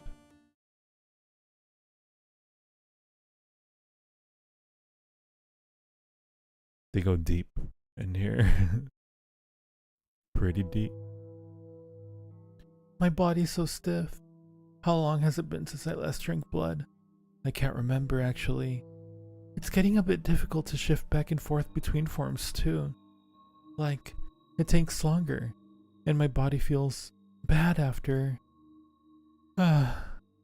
During the day, I'm helping prepare for the ritual, and at night, the city's just too weird. I can't. I'm still afraid of that hunter. But bugs aren't really gonna cut it for much longer. Molly? Hey Tenny. Back from the hunt. Good. I've been waiting for you. We're so close. It's almost time. Yeah. The thing with what was next? The Caligulus vessel. We cannot begin the ritual without the vessel, and if we miss the new moon, it'll be that much harder. Molly, look, I need you to collect that vessel, and then carry it to the altar. I want to be all ready for when the moment comes. It's quite the trek, so I hope you're prepared. Yeah. We still have like a couple nights, right? I just need a little more time. Molly, this is of utmost importance. I cannot emphasize this enough. You know this, right? Yes, of course. Tenny, I need to like I was trying to tell you the other day, I just need to rest up for a bit and get something to eat, and you know I need you for this, right? And we must succeed. This is the greatest chance I've had to free the abyssal maiden in centuries. We cannot miss this opportunity. Tenny, please. I'm just asking for one more night. I really want to do this. I don't understand. I've tried over and over to impress upon you, how important this is to me. How important it is to you and the entire world. Molly, this will solve everything. I don't know if you trust me when I say that. I know it's. I'm sure to you it's just ancient nonsense. Or whatever. Like maybe you're just humoring me. Molly. This is what everything comes down to. This isn't a game. I didn't say that. I understand how important it is to you. And if I didn't, I wouldn't. It's not just important to me. Everything's at stake. Everything that was taken from me. Taken from the world. I know. I get it. I don't know why you don't think I don't trust you. Really, I'm doing my best and it doesn't feel like it. Molly, I have been so desperate to begin this ritual, but your mind seems elsewhere. You have been unfocused, and the Abyssal Maiden can't wait any longer. I know you feel her pain and anger growing every day. I don't know how much longer she can take it, how much more I can take. I fear for her stability. The maiden needs us as much as we need her. Can't you understand that? Can't you understand the pain she feels? The pain I feel? Truly, Molly. Oops. No, this has nothing to do with me, and it never did. Any dipshit could have wandered in here and you would have told them how important they were. How much you need them. Molly, no. Shut up. Like really, shut up. You never ever listened to me. This was always about what you wanted. All you care about is this. Yes, ancient nonsense and the cave and like, that's all that matters. She was here before me, and she'll be here after me. You don't need me. I don't need you. Character development from Molly? Hey Sleepy, how are you? Tenny gaslighting ad. Tenny gaslighting ad? Bad Tenny. How are you doing, Sleepy? Ultimately, things are just back to where they started. Every time I let myself believe there's something out, someone is there for me, I'm disappointed. It's clear I can only rely on myself. Ever since I was a kid, ever since I became a vampire, always and forever, I'll be alone. Nobody understands me. Nobody wants to understand me. I don't know why being undead could change any of that. I don't know what made me hope for anything better. It's time to stop being such a stupid little girl and grow the fuck up. Oh, shit. I can't be surprised by this anymore. I need a sip of my coffee, one moment.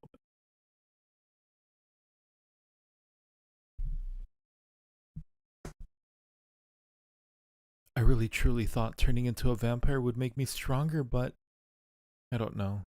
It hurts. My whole body hurts. I can't think straight. Tenny. Tenny is... I don't know. I guess deep down, I know Tenny isn't really wrong. I know I can't keep up with her. I can't keep up with her expectations. I fucked up. I keep fucking up. The only reason I can't rely on anyone is because nobody can rely on me. I'm such a fuck up. I'm such a fuck up. Fuck. I'm so fucking hungry. So hungry.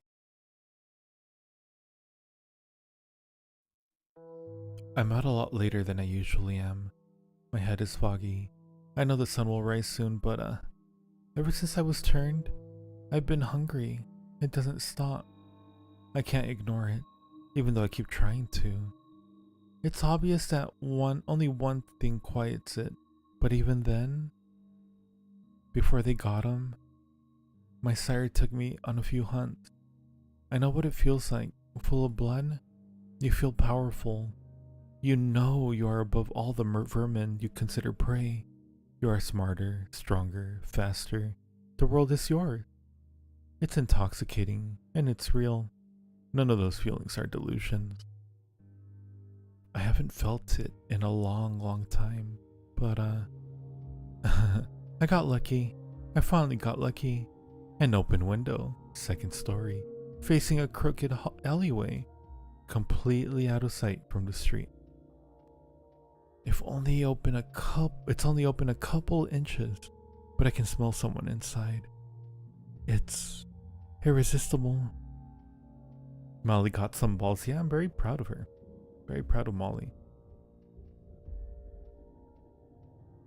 There's no way this is real, not even with vampire senses.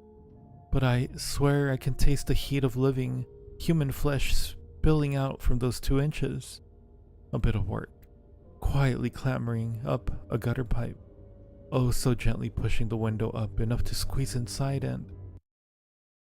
Oh. The scent is truly overwhelming now. My body doesn't work like it used to, back before everything changed, so I don't know what to ascribe this feeling to. My heart doesn't race. It sits there, stone cold. My palms aren't sweaty. My breathing is as silent as ever, but I feel alive. Something like it anyway. Slowly, I creep into the room. My senses are on fire.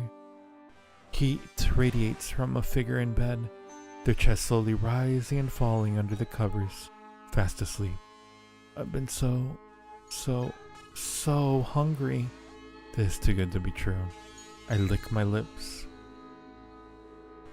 Closer. This is my chance. Maybe my only chance. I need this. Have to need this. Have needed this for so long. I know it will make me strong. Everything is in my dead body.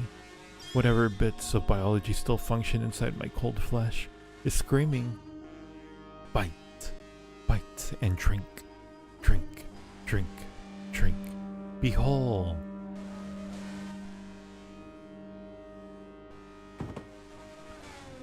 Huh? A trap. It was a trap. What's even in the bed? When did that lamp turn on? Fuck. By the Lord's light, perish, friend, fiend. Fuck. Go, run, go. I just... Did we take one? Did we take it? Did we take one? It's unbearable. The cries are deafening, this deep, but I don't know where else to go.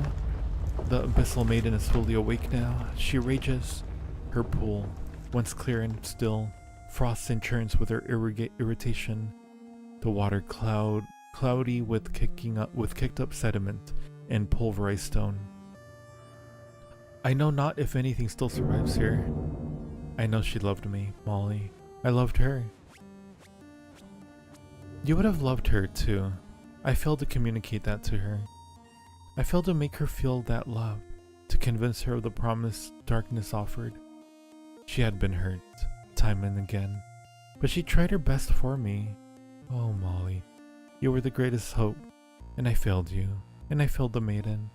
I was angry, but truly, I cannot blame her. I failed. I have completely failed. I once led a faith of hundreds, thousands. They were loyal up until the end, absolutely devoted to our cause. But now, I can't even manage to keep one acolyte. She was truly a delight. She was earnest, caring, attentive, despite her faults, the embrace of true darkness. I wanted her to feel that, at least. I do not know how I will calm the maiden. I don't know how I can shut out these cries. The moon is coming. The new moon is coming. I am unsure that what waits on the other side of it. I don't know how to feel the hole inside me. Now that much deeper. Called it only the hunter would leave window open when the town knows there's vampires. You did do a good job calling that one, huh? If only it only went through my shoulder. Oh, okay. She didn't die yet. It only went through my shoulder. I pulled it out and transformed and hid underground and got away. It really, really hurts, transforming while wounded. I don't know if I've ever felt anything so painful. It's really hard to dig with an injury like this. It's not bleeding though. No blood to bleed, I guess. I don't know how I'm still alive or whatever. I can't believe I fell for that. I can't believe I was so... Whoa. Sorry, I almost dozed off. I'm getting a little text hypnosis. 1 second, guys. I'm just gonna take a short break. Do a little stretch. I got text hypnotized. Short break. So our lead character's not dead. He just took one on the shoulder, so I think she'll be okay.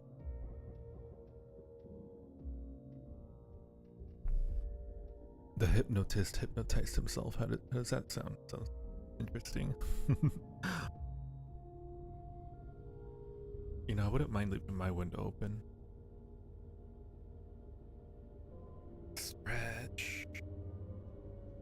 My arms are a little sore. A wee bit.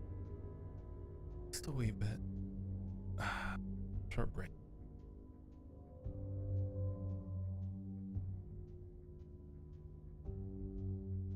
How are you guys doing in the chat? Doing okay?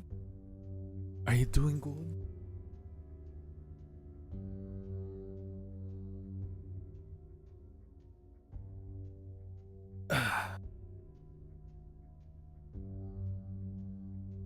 I might go to bed after this. Wow, this is a really good story. The hypnotizer got hypnotized.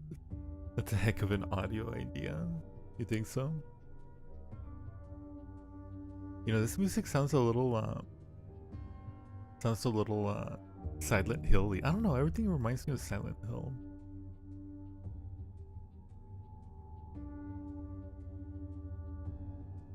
Almost done with your homework? Nice. Are you working on your art project? The one that looks like a Picasso? Full belly, slightly wet due to rain, but I'm warm. Wait, were you outside, B? Did you go outside? Didn't realize how long this one was. I hope you guys don't mind. I don't mind it being a little bit on the longer end. But it definitely is one that requires a little more focus. Which I don't mind, but you know, it's a show for you. Yeah, Silent Hill on the brain. I do. I'm thinking of those nurses, you know. Those naughty nurses. Send me over a naughty nurse. 1 naughty nurse. 2 naughty nurse. That's how I put myself to sleep. I start counting the naughty nurses.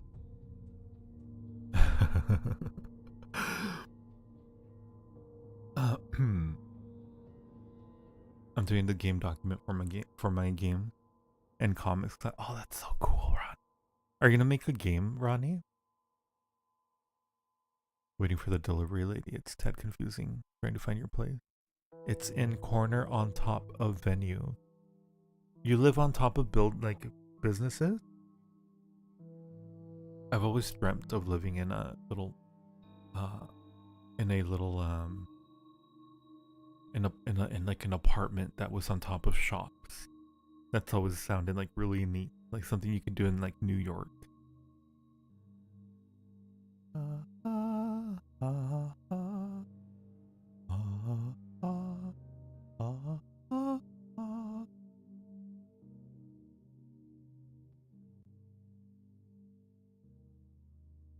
Having fun with it, are you? I'm glad. I'm glad you're all having fun. The one thing about reading constantly over a long period of time, you start dozing off. Believe me, I know the feeling all too well. You know, reading and hypnosis has a lot of similarities there. You activate very similar neurons. We're just writing a concept document for class. That's really cool. A avenue, a dead end road and corner, a cul-de-sac. Doesn't that mean like butt sack in French? I think that means a butt sack.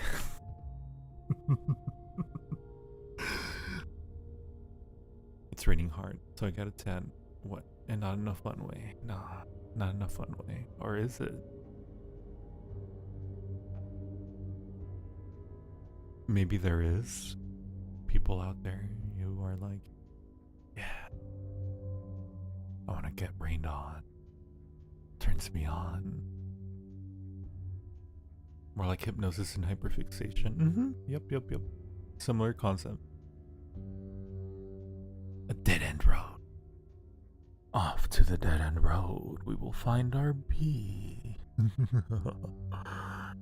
They don't call it dead end road for any other reason. Alright, I gotta stop trying to scare my chat. Because that doesn't make a popular YouTube personality. I swear this is Silent Hill music. Okay, continuing. I can't believe I fell for that. I can't believe I was so careless. I can't believe I almost got staked and I can't... Fuck. I don't have energy to heal. I think I need to eat. I'm so hungry. I can't take it anymore. I can't take this stupid... Oh, I got hiccups all of it. I can't take this stupid little not life. I can't deal with it. It was raining. It wasn't fun at 1 a.m. Oh, no. Not at 1 a.m. You can't scare us. Not with them pigs in the corner. You don't think it's scary? You don't think I dress scary for Halloween? I ended up going with my pirate costume when I went out to the pubs. Did I tell you about the pubs? I think I told you guys about that yesterday. You guys know about the pub. I am such a fucked up waste of space. All I can do is dig and chew up all these disgusting little bugs. And that's literally it. That's all I'm good for. All I can do is hide in the dark. All I can do is dig and run and there's nothing for me but the dark. There's nothing for me but the dark. Tenny was the only one who looked at me. The only place I could pretend like I meant something, could aspire to something, to be even a tiny bit useful. Why did I think anything would change for me? I was born useless and I should have died useless. I would have died useless. Where did I even get the idea that anything would have been different? When did I start lying to myself? Why did I let all these dumb fantasies fill my head? Absolutely fucking worthless. Dirty, useless, worm grubber. The name of the game. The name of the game. That's the name of the game. She called herself a worm grubber. So sad. I can't scare you. Scaring himself so bad, he gave himself hiccup. Wait, isn't getting scared supposed to eliminate the hiccup?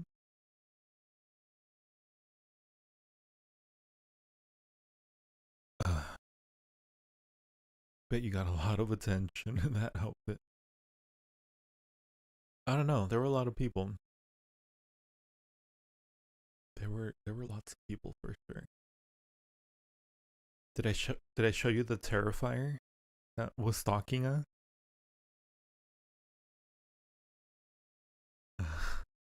Did I show you? I think I showed you yesterday. I'm pretty sure.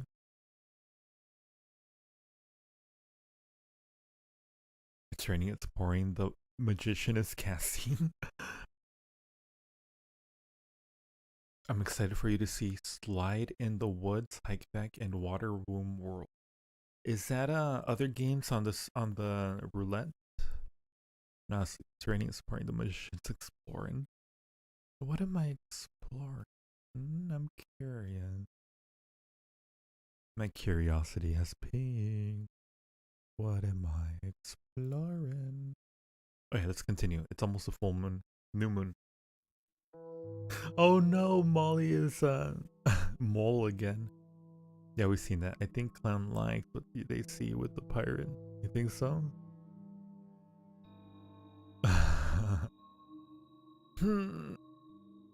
Molly?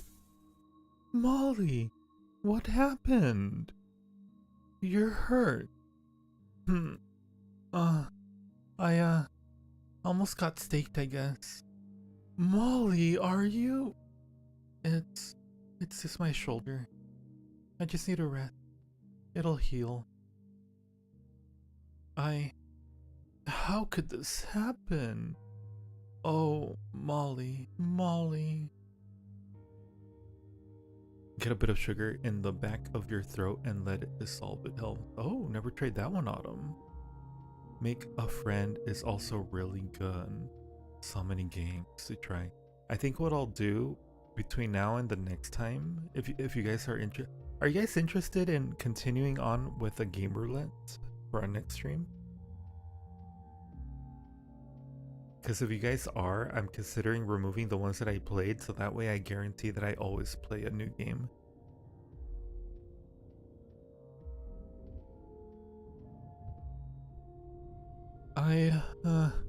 I've really been trying to tell you, but I haven't been able to drink blood in a really long time. I've been living off of bugs in mole form. But, well, that only goes so far. Like, I can't be a vampire. I just can't. I'm not good for anything. All I can do is help you here with the ritual. Molly, shh. Tenny, really. I've tried to be on my own. I've tried to rely on my own strength, and this is what it got me. I'm sorry. Molly, no, I'm sorry. I couldn't commit to it before, but now I know. I know what my limits are. I know this is all I can do. Molly, you are my acolyte. If you are hurt, destroyed, I have nothing left. I have told you before how long it's been since I was sealed away and never saw my fellowship again. I can't do that anymore. I can't do that again. I need you here. There's no one else who can take your place. I know you can do this. I know you must do this. Yeah. Oh, Molly, my poor darling, my beloved acolyte. I'm so sorry I didn't appreciate you nearly enough. Tenny gets close to me, and the halo of shadow that surrounds pulses gently. I feel a faint pressure somewhere inside me. Something is pulled towards her. Her shadow creeps up my arm. The sensation is soft and rich like velvet. Shh. I know it hurt. Don't worry. Tenny's form envelops me. The wound on my shoulder crackles with a sharp electric feeling, and I bite my lip to keep from crying out. The pain, however, quickly fades into a throbbing sensation. Wait, I already read that one. Something like hot ice. It's a sensation I've never felt before. Shh. It will be okay. You've tried so hard. You fought so much. Ever since you were born, you've been fighting. You can rest now, my acolyte. Her voice, soft as a whisper, comes from somewhere inside my head. It fills all my hearing, as if her lips were directly up against my ear. My sensation in my wound creeps outward. I can't tell where it stops and starts anymore. I feel like I'm melting. Molly, my acolyte, you are the only one I can rely on to bring me happiness. I need you, you know? I try to tell you that. To make you believe it, but I can only blame myself for how this turned out. I am so sorry.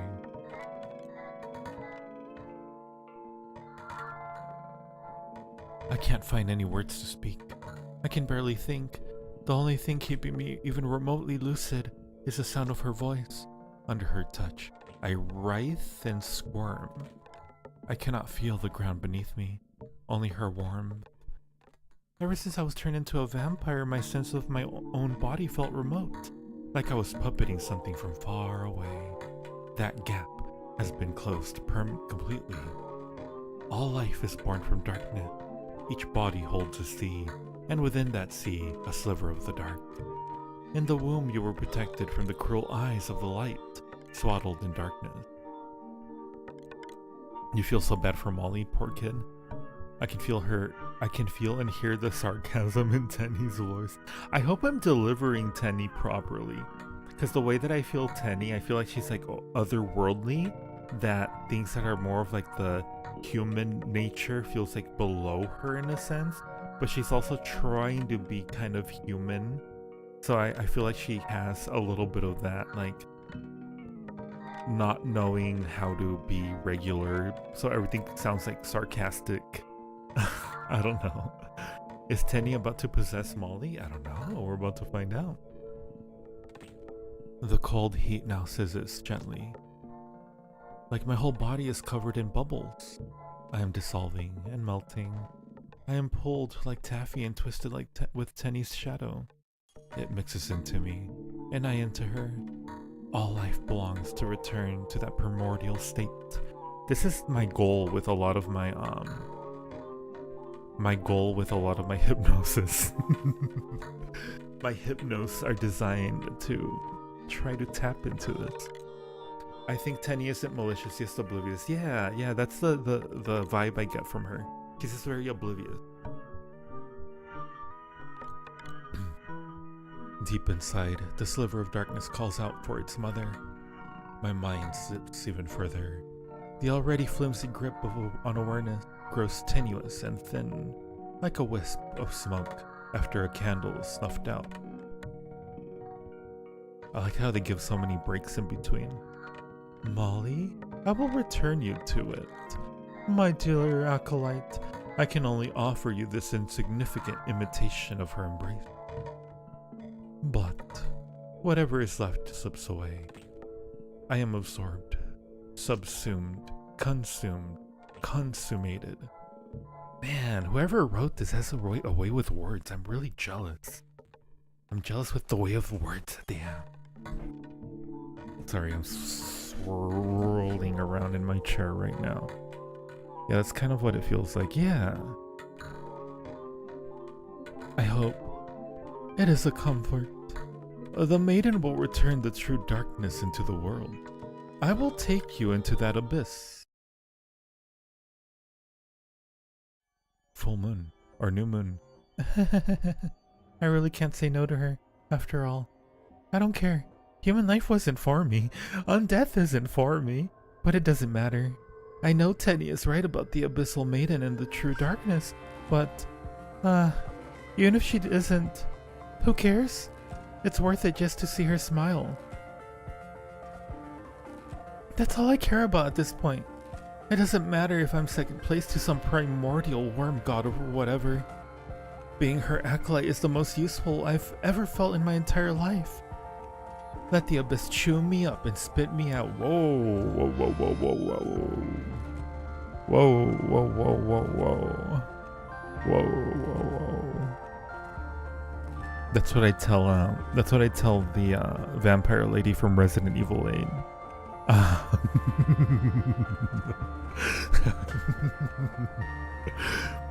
Whatever it wants, just let me see her smile. That's all I need. We're on our way to the ritual site. The Calignius vessel is tied to my back, and I have the umbral blade secured to my waist. I've not actually been this deep. I can get around okay in the mole tunnels just based on my sense of touch alone, but the cave around me is a bit too big for that. I still need a little bit of light to see after all. It's a bit unsettling, honestly. Tenny hovers ahead of me, waiting at treacherous spots so I don't fall. She's been silent this whole time. I never really thought about it before, but Tenny sort of just exists. Visually, I mean, I can make her out. Even down here, where she should be as dark as the rest of the cave, she seems like she's sort of a weird light in the darkness, but it doesn't cast onto any other object. The air grows thicker as we descend. It's much more humid down here than it is by the surface. Faintly, water trickles between the rock. Whenever I touch the stalactite or stalagmite, whatever, for support, it's slick with condensed moisture. Every footstep echoes.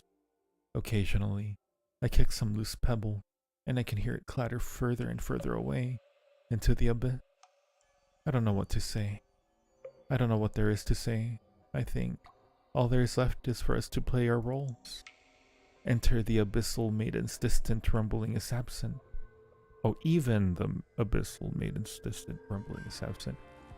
I think she knows we're ready. I don't know what happens after this. I don't know if Tenny really knows either. It doesn't matter. I'm committed. Whatever comes.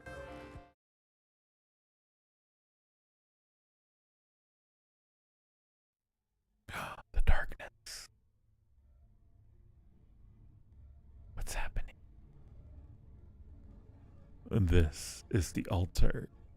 Before me is the door that seals the well of the Abyssal Maiden. All I can see is Tenny's unlight. I like how they call it unlight. Oh, this is Molly talking. She hovers above the vessel, peering at me.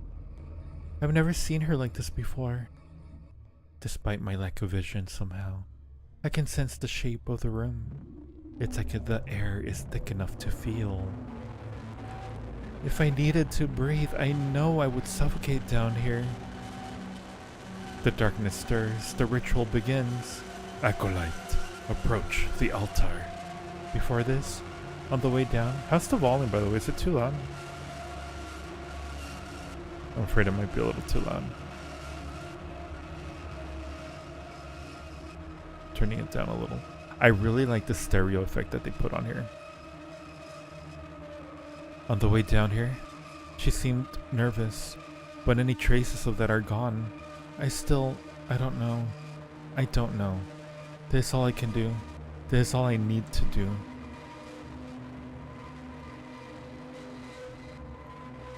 A spiral appears. It has the same light as Tenny. It's not something that is seen so much as felt, like I just know it exists. It's something that enters in behind the eyes, the vessels in front of me. I really don't know how I know where it is, I just do. In her most secret and holy places, these somber depths where the eternal shadows lie, our great mother cradled the pieces of her shattered daughter's body.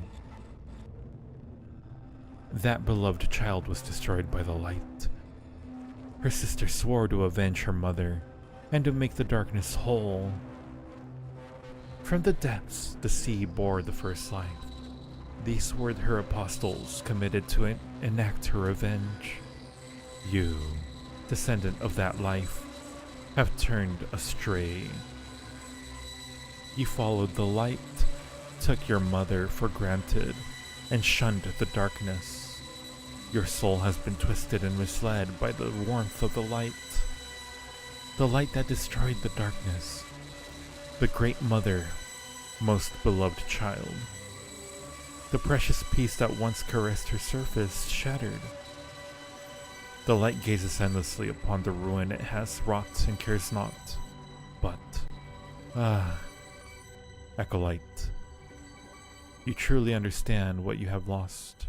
You have been blessed with undeath and freed from the light's chains. Your soul communes with the sliver of darkness within you once more. You seek to return to your family's embrace. You wish to right the light's wrong. You desire to make that sliver in your whole, to carry the world into a new era where the Great Mother and the darkness are reunited. And all of creation enters into that somber peace, that true darkness. Oh. Oh. Things are lighting up or unlighting up. Acolyte. Mollicent. Mollicent? Approach the vessel. I can't resist her. I don't want to resist her. I step forward and stop, just before the vessel. Your devotion to the darkness is truly commendable. I know it has been trying. The light has fought you from the moment of your birth, but you persevered. Mollicent, my most darling and beloved disciple, you stand here after eons of struggle. Your feet rest on a pile of bodies. All those who come before you. It is thanks to their work that you are here, but without you, it would have all been in vain. I truly cannot speak words that will express the gratitude I feel. The world will be forever changed after tonight, but beyond that, what you have done for me can never be repaid. Acolyte Mollicent. Am I pronouncing that right? You are the most beloved of all of my followers. I look into her eyes. Her overwhelming presence fills my senses. The unlight gaze penetrates me, and I can feel it on my bones. In the depth of my soul, something stirs, thick and ice hot. My lungs burn, a fire I haven't felt since before I died. It is as if I'm drowning, but more than that, I want to drown. Anoint the blade, fill the vessel, unseal the abyssal maiden, and take your place upon the pile. Claim your birthright, and return your soul to the dark. Realize the ritual. Is this a blade? Am I gonna like Sudoku myself right now? Anoint the blade, unseal the maiden, claim your birthright, realize the ritual. Realize the ritual, realize the ritual, realize the ritual, realize the ritual, realize the ritual.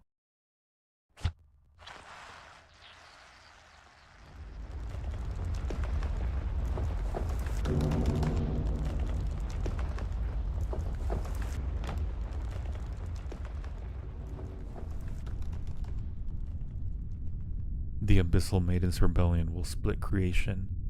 Her justice will see the sun cast from the sky, the moon wrenched from the heavens, each and every star blotted. The Great Mother shall awaken from her nightmare and cradle her children in her arms once more.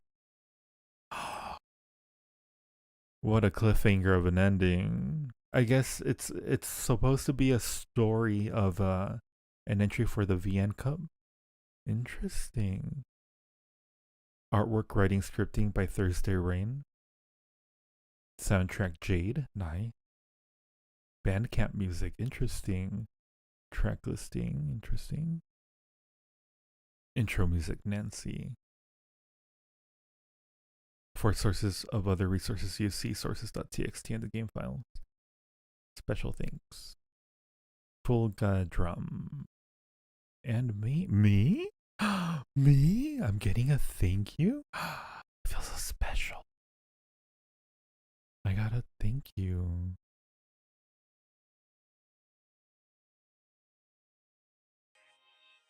And it's over. Did anything change here? I don't think anything changed.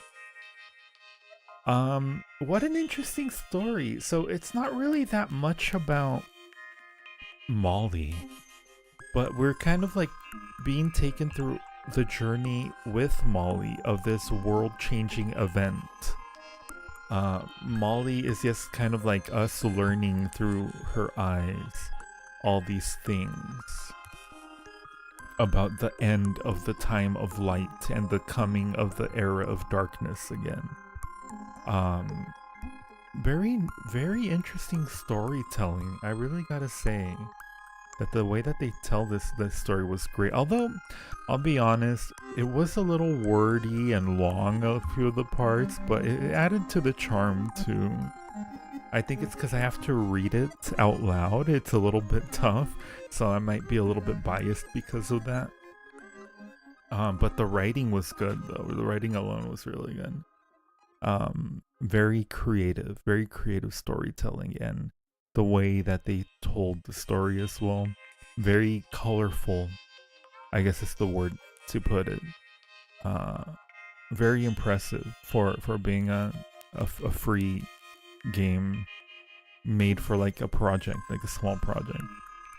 Really good.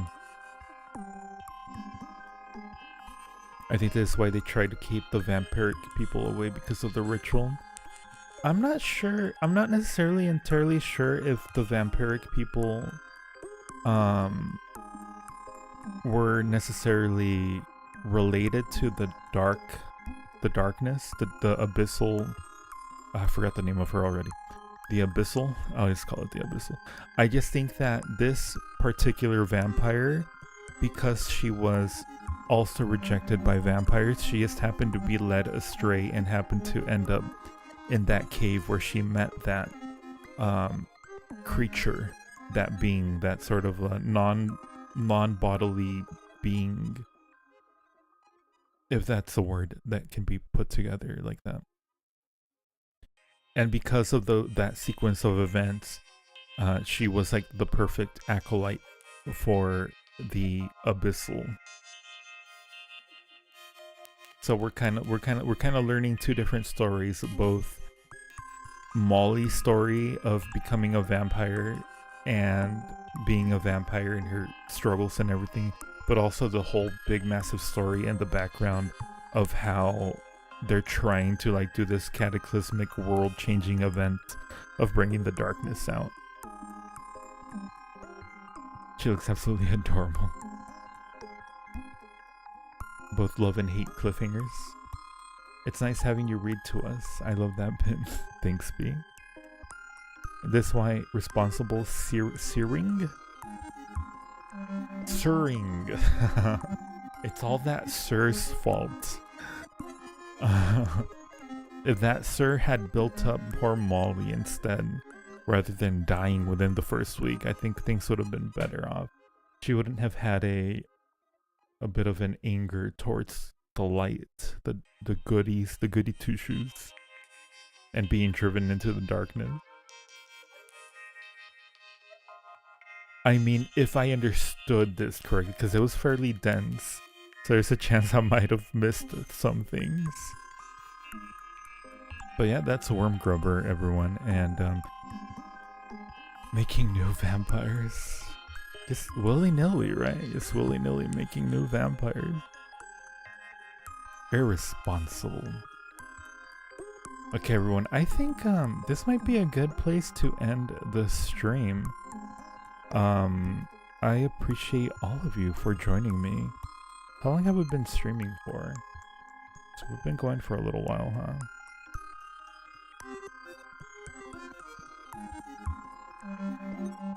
Where do I see my stream link? It's not the size of stream that matters, it's how you use it. 3:35. So 3 hours? Wow, okay. We actually filled 3 hours. Interesting. But it wasn't the guy's fault. Just like Molly, he wasn't able to avoid the trap when hunger takes over. Yeah, I feel like these were just characters that happened to be in the wrong place at the wrong time. 2 hours?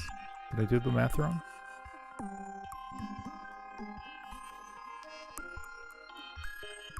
Thank you for no problemo. Thank you for coming. We started at 11, so nearly 3 hours. The official starting time was a little bit later. Yeah, it's true. That is true. Very true. I need to rest my jaw. Because I think that's like the most reading I've done all at once. That's what YouTube is telling you. YouTube, you silly goon. Alright, everyone. Have a good night, everyone. We shall do another stream again soon. But we have a lot of work to... I have a lot of work to do. I have a lot of special audios to continue on and finish off. Interesting. Ronnie, thank you for putting this together. It's incredibly sweet and thoughtful of you, Ronnie. 100%. Incredibly sweet. The sweetest. Bye, everyone.